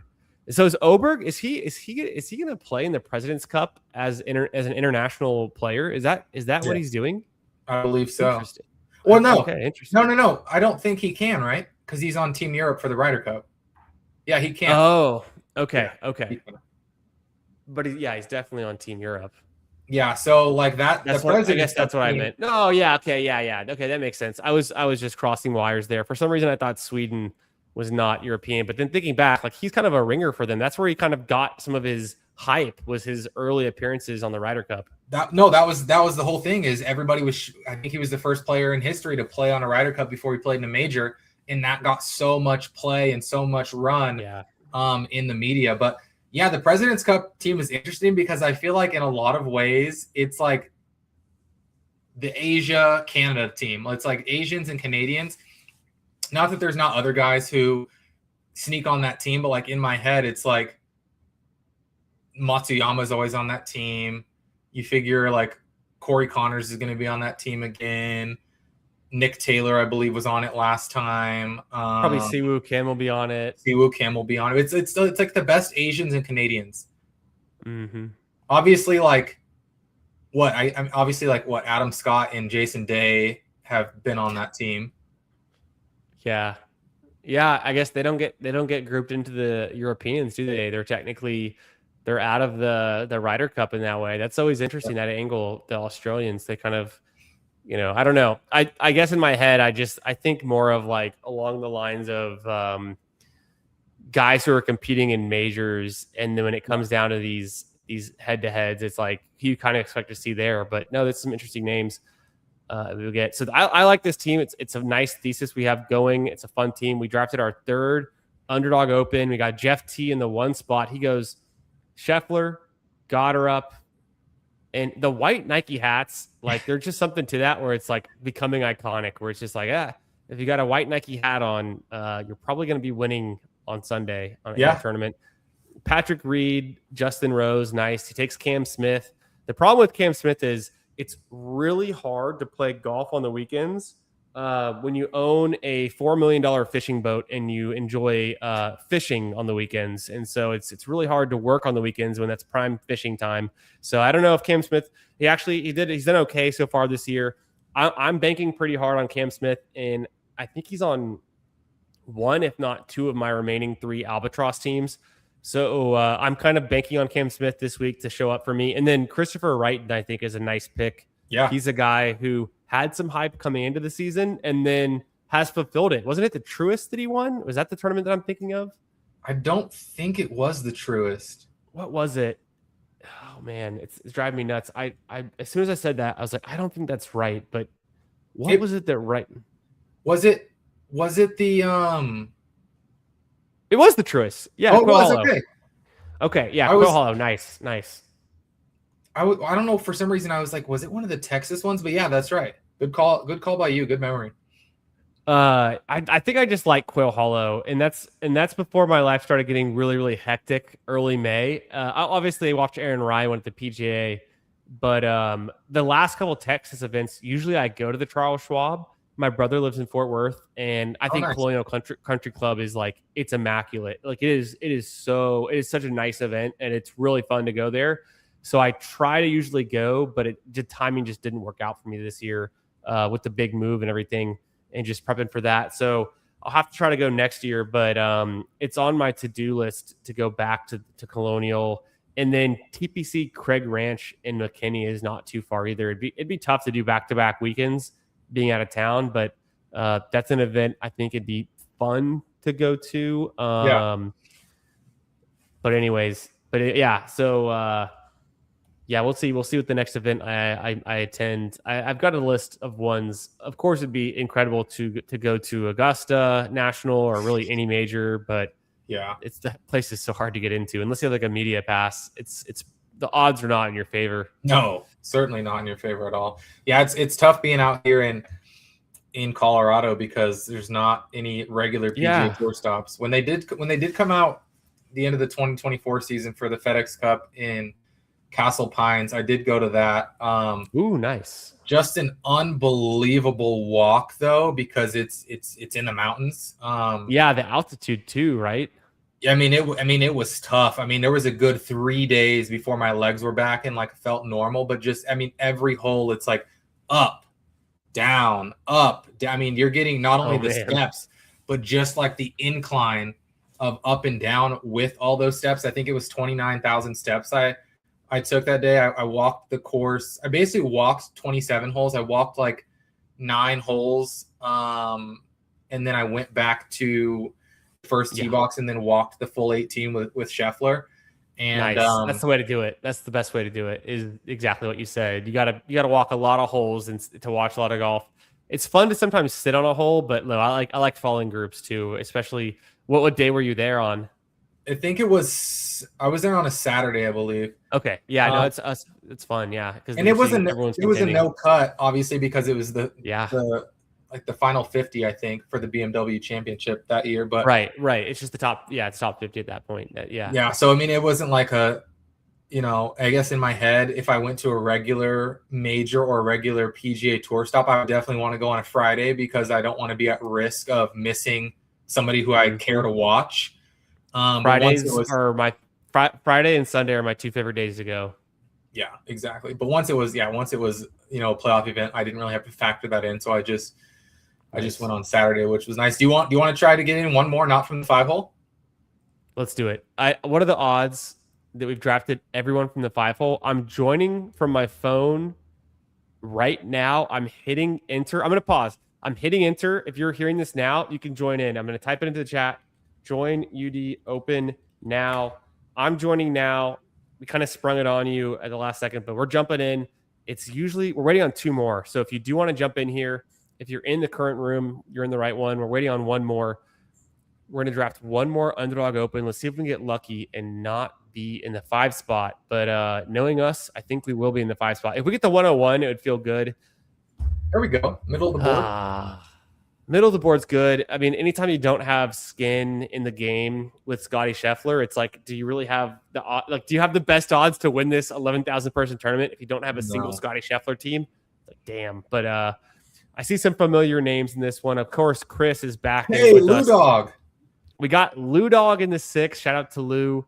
He said he might try to jump in some tonight on Twitter. Let's go. We also have my man, channel member, Steampunk Mario, the only person to not get eliminated in 2025 in the Eliminator. So pretty damn impressive room we got here. Let's see what we can do from the 3 spot. Yeah, so we've got 2 Fitzpatrick teams tonight. We've got the 1 Shoffley team. Wow, that is the kind of luck we needed to run into tonight. I know. It's always Jeff. Hey, actually, Jeff, we have an Albatross team still alive. I'll show it to you after this. I'll show you. Me and you drafted one together. It's still alive. That's incredible. Jackson Super's projected more. Yeah, Underdog needs to work on their projections. Maybe they could use some of our help. Do we go Rahm here? I agree. I think so too, right? It's like it's just John Rahm. It's pretty until he's not like who we know he is. I think it's still just Rahm. Yeah. Man, even if you like 2021, 2022, Rahm was like the guy, Oh, by far. I mean, he was like pretty much the favorite in everything. He was going off ahead of Rory. He was obviously, that was pre-Scheffler's just like scorched earth mode. But yeah, Rahm was the guy in that time period. Live Golf messed up so many guys' career trajectories. And there's some guys like Dustin Johnson who are already kind of on the back nine who like doesn't really care and just get that last payday. But I feel like it kind of, I don't know how I feel about it exactly. Do you prefer Henley, Bryson? We don't have a Bryson team yet. We don't have Henley either. I feel like both are good picks. Let's just go Bryson. Let's go full ceiling. Like Rahm and Bryson just play at their full ceiling this week, and we just let the chips fall where they may. I love it. Yeah, I can't argue. There's a small chance that Henley comes back around. He's pretty consistently drafted. Like he's a guy who is good and is not fully underrated. I can make an argument, and I've been saying this all offseason. We were drafting like the Albatross. In the Albatross, Oberg was going kind of in this range, like pick anywhere from pick 5 to pick like 9 kind of range. Yeah. I'd make the argument that Henley like should be going in that similar range. He's probably going to end up being better in a given year in a given tournament than Oberg, but it's just, differences about people's perceived ceiling. What do you want to do here? We haven't gotten any Burns yet. We could also do Clark or Cantlay. Got her up. Let's go Clark on this build. He gets his redemption from beating up the clubhouse last year at the U.S. Open and getting temporarily banned. That was so as it bad. was. Such a bad look for that guy. But he's trending well right now. I like how he's playing. He won in Texas, and then last week had a really strong showing. Or not, I don't think it was this past week. Was it this past week or 2 weeks ago? I'm getting all my time frame mixed up. I think it was Memorial, right? Didn't he show himself well at Memorial after the win in Texas? Yeah. Mm-hmm. And I thought he had a pretty good. He did a little presser. I think it was either earlier today or end of yesterday, and they were asking him about beating up the locker room at Oakmont last year, and he had a very good PR type response. But I think he is more mature than that. We see guys all the time, golfers get hot-headed, and blow up and do things that are stupid. That's kind of part of the game. If you've ever played golf, that's. Let's take Hovland on this team. Yeah. We just took Cantlay. You can't do two Cantlays back to back. Got to go Hovland here. Who was it? I think it was. I know it was a Canadian, but last season there was or maybe 2 seasons ago there was a golfer, and I forget the tournament, but he's walking off a green and he throws his club into the ground and he hits a sprinkler head and it goes off and he has to stand. Was it Hadwin? It was Adam Hadwin. Yes. I think he had to stand on a sprinkler head. He stood on a sprinkler head, and they finally came over, and they had to have like grounds guys repair it. But it was the most embarrassing thing. Where he's doing the pissy, upset at himself thing that we all do as golfers. He smashes his club into the ground to make a divot, and he pops the sprinkler head, and it just is instantly embarrassing. Just instant regret. I can't remember if that was the same year that he got tackled by the security guard for congratulating his fellow countryman Nick Taylor when he won the Canadian Open. Yeah, I think it was a little, it was around then anyways. We could do Kitayama, we could do Smalley, Spieth, Cam Smith. How are we feeling? I like Kitayama more than Spieth, but should we go Neiman just to make sure we get him? We kind of already have leaned into Liv goes full ceiling mode. Let's just do it. I like the call, especially because I wasn't used to seeing the selection this early. We're still in the 5th round. We are in the last 2 picks, but we've been drafting out of the 5 spot. I know it's only 2 picks later, but I was almost anticipating we had more time to get Neiman. I think at 34, we'd risk losing him. And I think the selections are going to be pretty similar once we get there anyways. Yeah. And this is a build where I feel like these guys go well with each other. This last pick is interesting. No one's drafting Akshay. Is there something wrong? He's still Akshay. He still won the Arnold Palmer this year. I like him a lot. I don't necessarily have a strong opinion on him this week, but I like him just a lot in general. Harmon's a guy I need to do well for my own bags, but I don't know that I'd want to draft him over the. Who's at the very top? Oh, it's Cam Smith, who I do not like at all. Smith or Smalley. Otherwise, we can pick anyone. This is a good list of guys to pick from. I'm gonna leave this one to you. No, I'll throw it to you. I throw it to you. Last pick of the night. Let's go Akshay. Custom model. Let's go. Yeah. Let's just go Akshay. Let's just go vibes based. Fuck yeah, he's got the vibes. He got the. I don't even know if I don't even remember seeing him in the model, so that doesn't bode well. But, yeah, I can tell you he is not. He's down at 62. Ricky was interestingly the highest at 26, and I do like Ricky, but I don't know. Once you put the Akshay vibes in there, I'm like, this dude is as talented as anybody, and when he is really in form, this guy just plays effortless golf. He won the Arnold Palmer. I've done a lot of these throughout this season where Akshay was a first, depending on the field, because it's not always this strong of a field.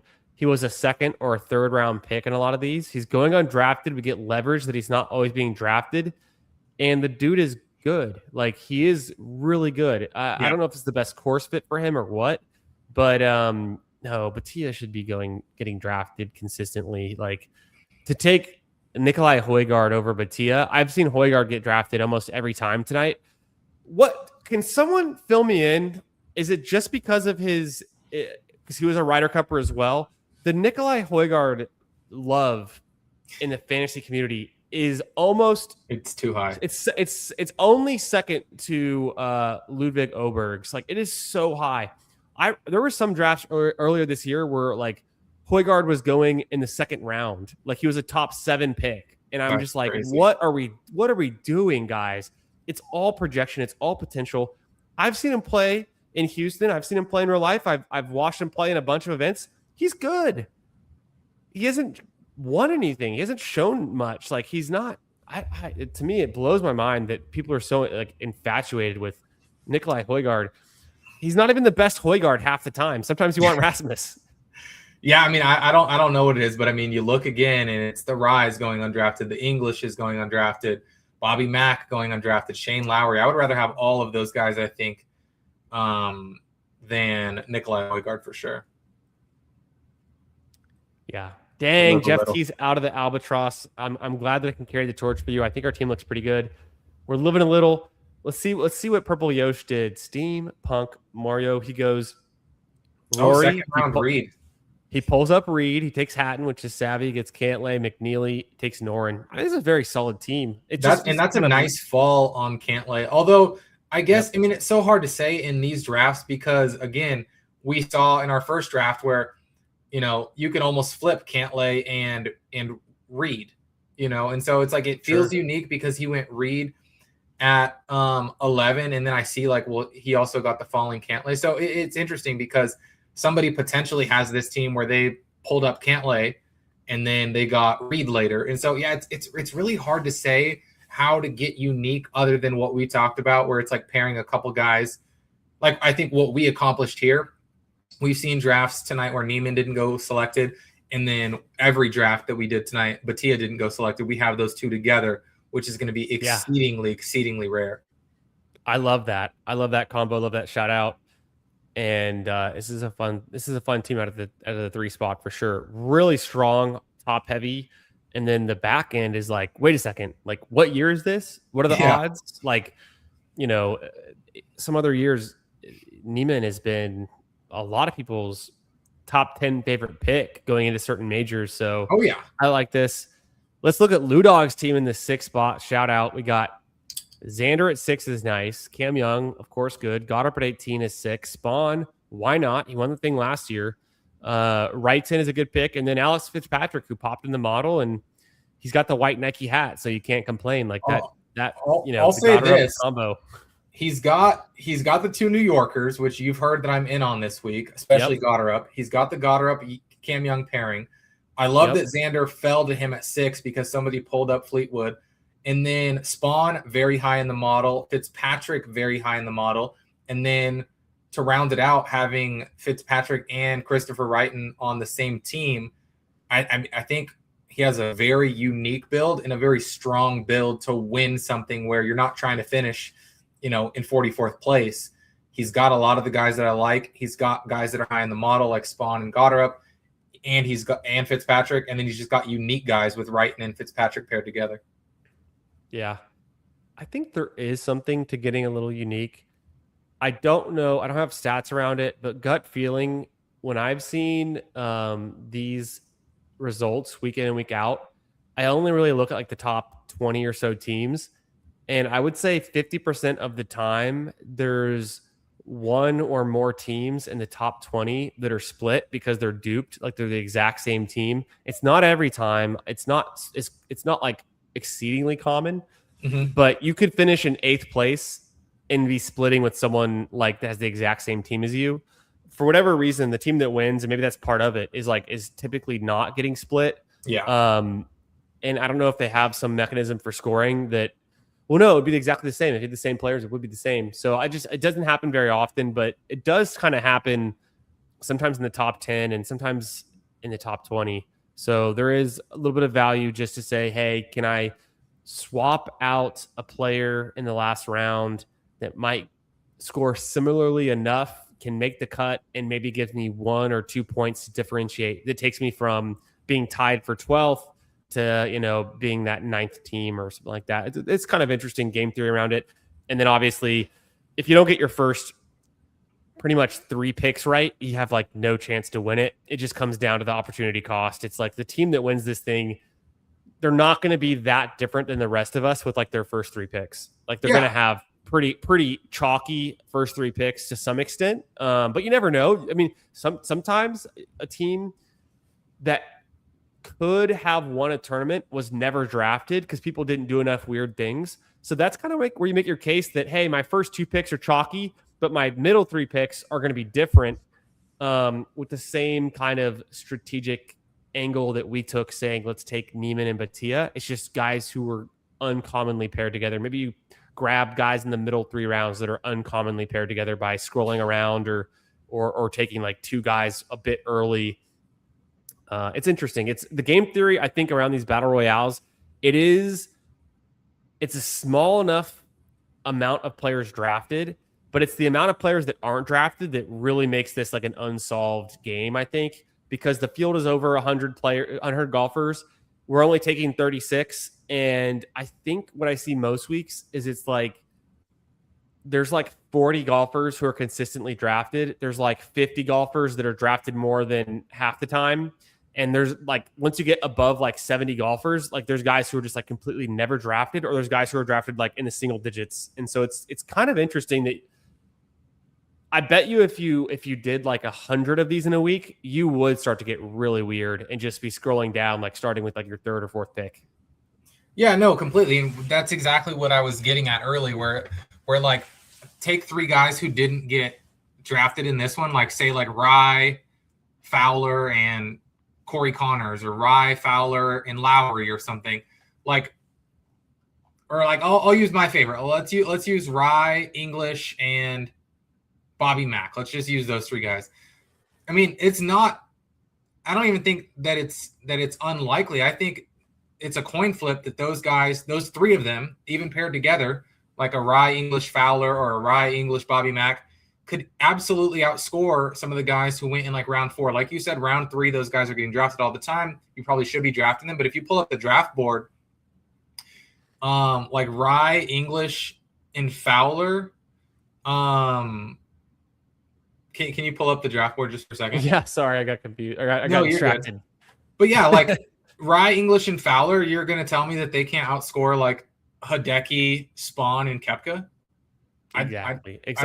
I think it's like a coin flip. And then you see, like, I think Rick Rungood used to even do on, I don't know if he still does them every single week, but he used to do like optimal DraftKings lineup to win this week. And it'd be something that was like 47,800 because it was guys, to your point, that were uncommonly paired, and people were not going to leave that much salary on the table and pair certain guys together. And it's like, nobody had it, but this could have won.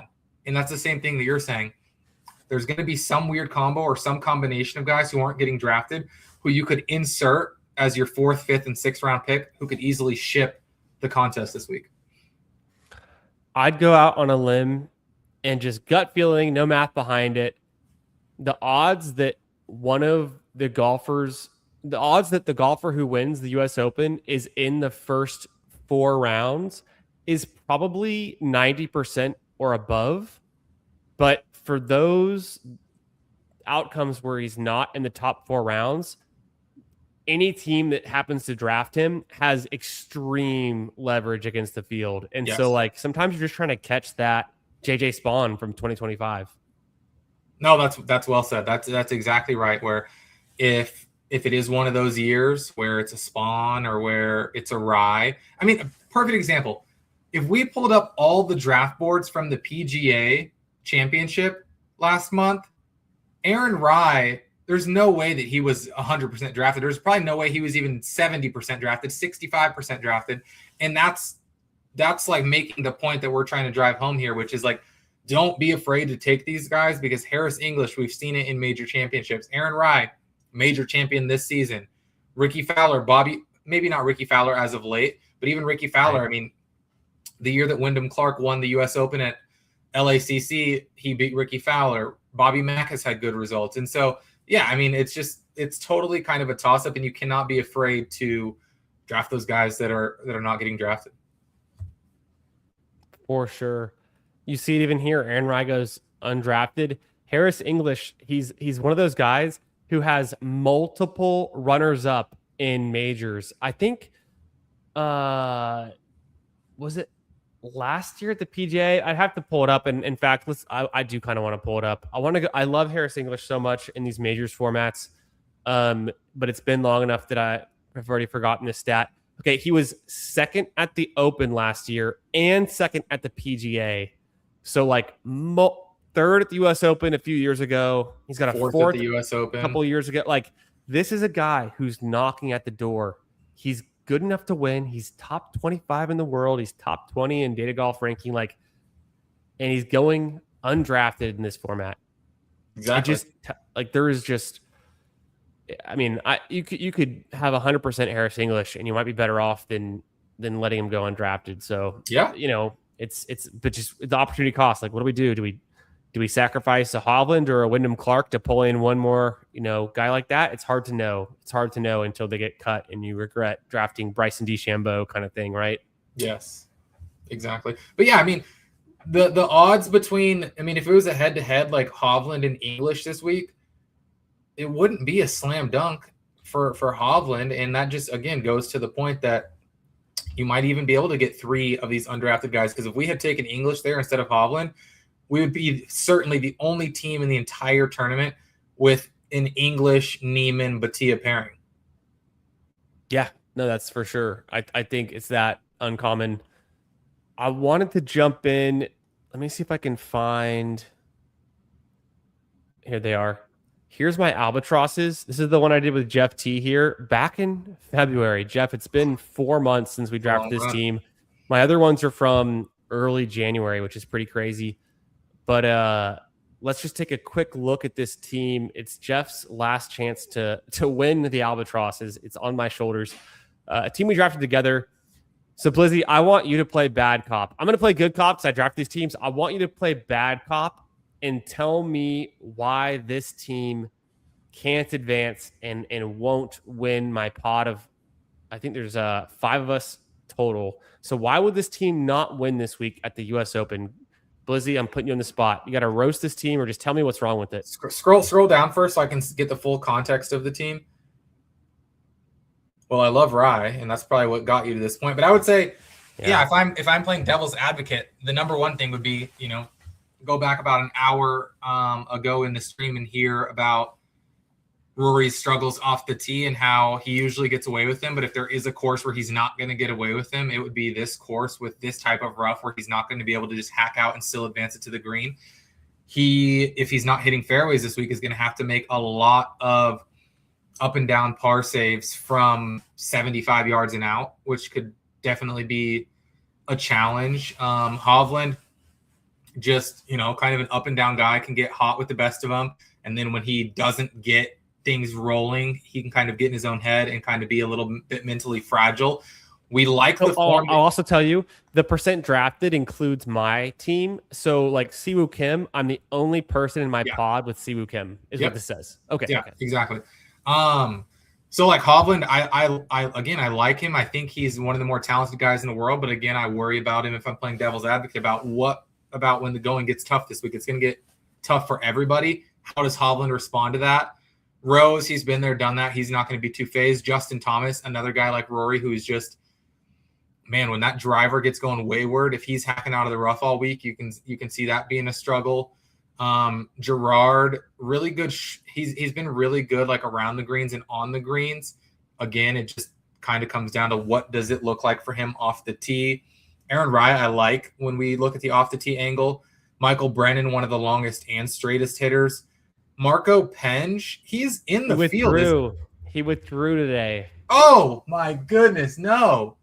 I know. No. He withdrew. He got replaced by like fucking nobody, but somebody, but nobody. I'm kind of bummed about this because I thought he was a decent pick, but I'm not the only one with him, so it doesn't like completely sink me. At least someone else. You've got the solo Brennan. You've got the solo. I think Siwoo, who again, if there's a guy that I want solo, I am happy to have a solo Siwoo Kim team in a pod because he's so steady. He's going to hit fairways. He never misses the cut, and the odds really respect him this week. So you're saying there's a chance. It's not the worst team. It could be No, better, I like it. but it's the only 60% drafted player, and no one's 100 is Aaron Rye. And spoiler alert, all three of my remaining Albatross teams have Aaron Rye. That's I huge. was advancing 9 Albatross teams on Friday night. Saturday it went down to 6. Sunday it went down to 3, and they were all Rye teams remaining. So I don't have a single Scotty Scheffler team remaining, which really bums me out because he's kind of the best golfer in the world. But Rye really, I was cursing Aaron Rye because he was he was he was low enough drafted in the Albatross that he had like no opportunity cost. So if you had him on your team, you had him with all of your other top heavy high draft Yes. capital picks, and that makes it really hard not to have him. Exactly. No, So it's that's kind of a so well bummer. said. It's kind So of a you've got bummer. 2 Rory teams, which is good. I like that. Yeah, I've got 2 Rory, and then my other solo team that's high draft capital. It's John Rahm, and I think Collins on that one. That's But good these are my leverage. exposures. Yeah, Oh, not that's good leverage. You could obviously use a nice week from Hovland, who I assume, yeah, the field mhm. only has him a shade under 17, or yeah, his total ownership is only 17%, right? Yeah. I have 2 teams, so like obviously my exposures are going to be pretty extreme. But I would say any player, like you see, Rye is 55% owned. Yeah. Any player, Rory's like 50% owned. Because he obviously won the Masters. So any player that's below 25% owned is a good leverage piece, I would say. If you can get not only to win this week, but if you can get through to next week too. So I think Hovland's my strength. Brian Harmon is one of my most drafted players. His ADP was like in the late 50s, so he is a zero opportunity cost pick. Yep. And for whatever reason, I guess he hasn't done enough yet. Like no one in my pod has it. My pods have him, and then like he's not very owned. Bridgman's pretty low owned, so I mean, we haven't seen much from Bridgman lately, but we did see him win the Genesis. So I've got a few pieces that I feel good that are my kind of leverage pieces that are highly owned, and then all my solo pieces are just going to be guys who made it through. And Yep.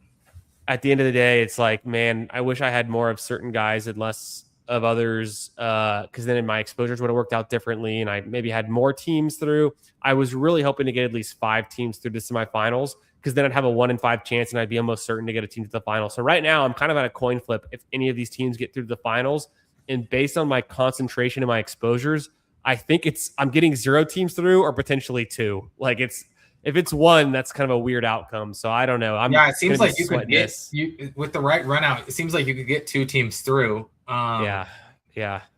I kind of like what We'll you have see. going on here in terms of you have guys who have not necessarily performed well so far in the majors. Obviously, Rose and McIlroy have. Rise the winner.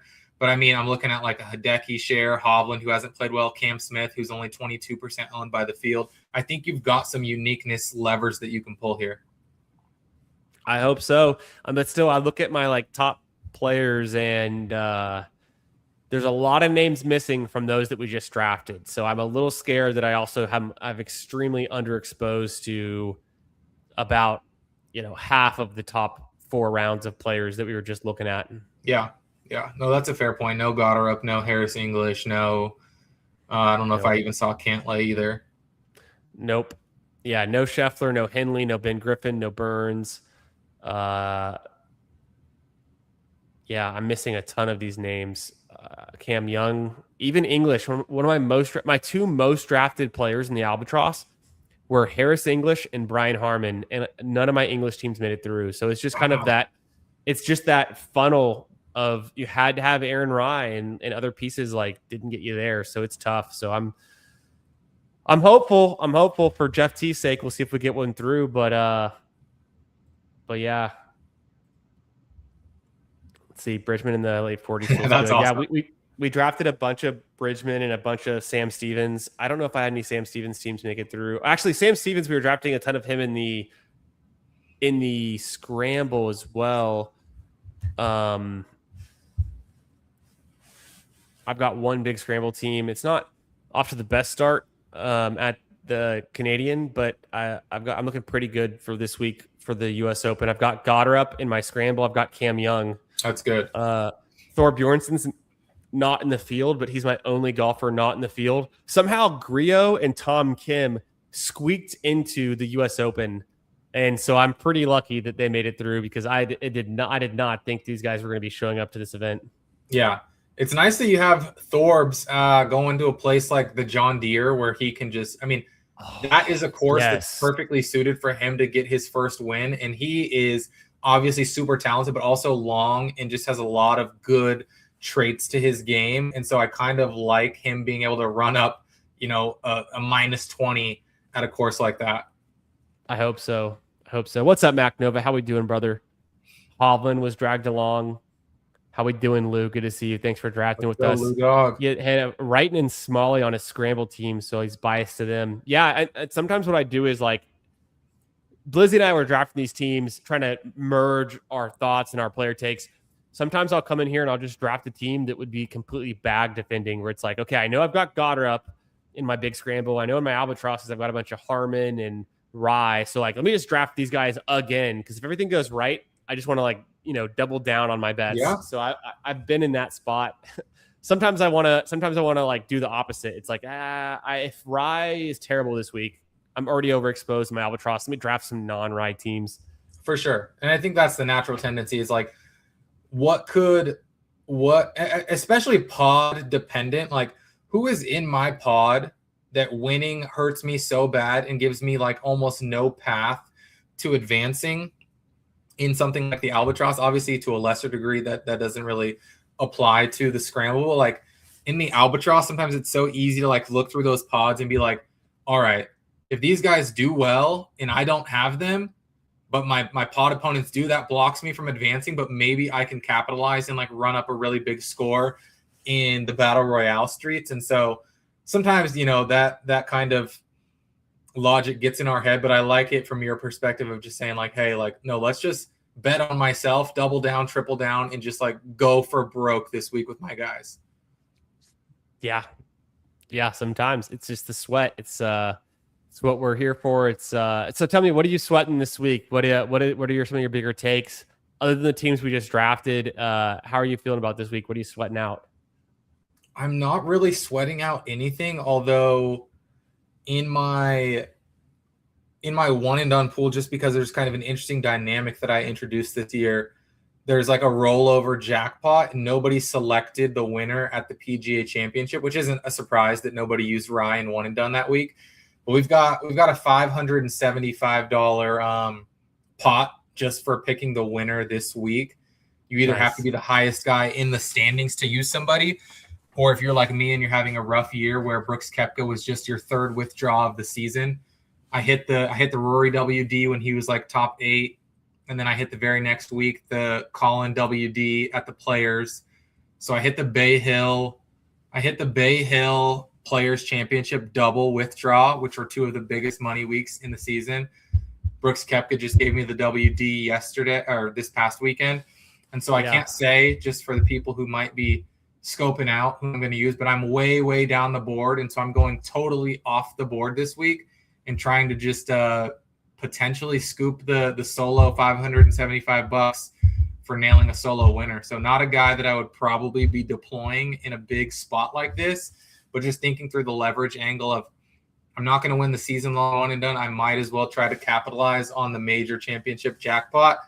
I'm going way off the board. And he is on, I think, a couple of our teams, at least one of our teams. Not sure if we ended up pulling the trigger on 2, but I can't divulge, but we need some things to go our way because it's been a tough season.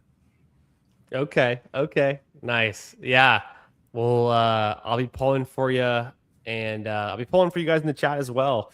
Shout out to Lou, Jeff, Purple Yosh, Mac Nova, of course, Hartman. We had Emo Cowboy stopping by earlier. Thanks so much for being here and chilling with us tonight as we drafted some Underdog Opens. We talked some ball. And Blizzy, thanks so much for joining me tonight, man. It was a blast and always good to talk some ball with you. Appreciate your time, man. Yeah, no, appreciate you having me. Let's do it again. If we can pull this again for the Open Championship at Royal Birkdale, I'd be thrilled with that. I'd be all in. But yeah, let's collab down the road here, and good luck this week. And appreciate you having me. For sure, man. We're looking forward to more. We've got a big summer ahead. It's only June 16th. Plenty more golf to go, plenty more fantasy football drafts. So make sure you guys are subscribed here. Hit the like on your way out. If you're a real one, leave a comment. Let me know who you're choosing in your one and dones this week, or who you think is going to win the U.S. Open. Is Scotty Scheffler going to finish his career Grand Slam? I don't know. The odds are somewhat in his favor, somewhat not. Make sure you're subscribed to the channel. Make sure you're subscribed to Blizzy's channel, Ballin' with Blizzy. Links in description. I'm feeling good. I'm working on my setup. I've moved to my new house. I'm getting the room painted later this week, potentially. We'll see how long that takes.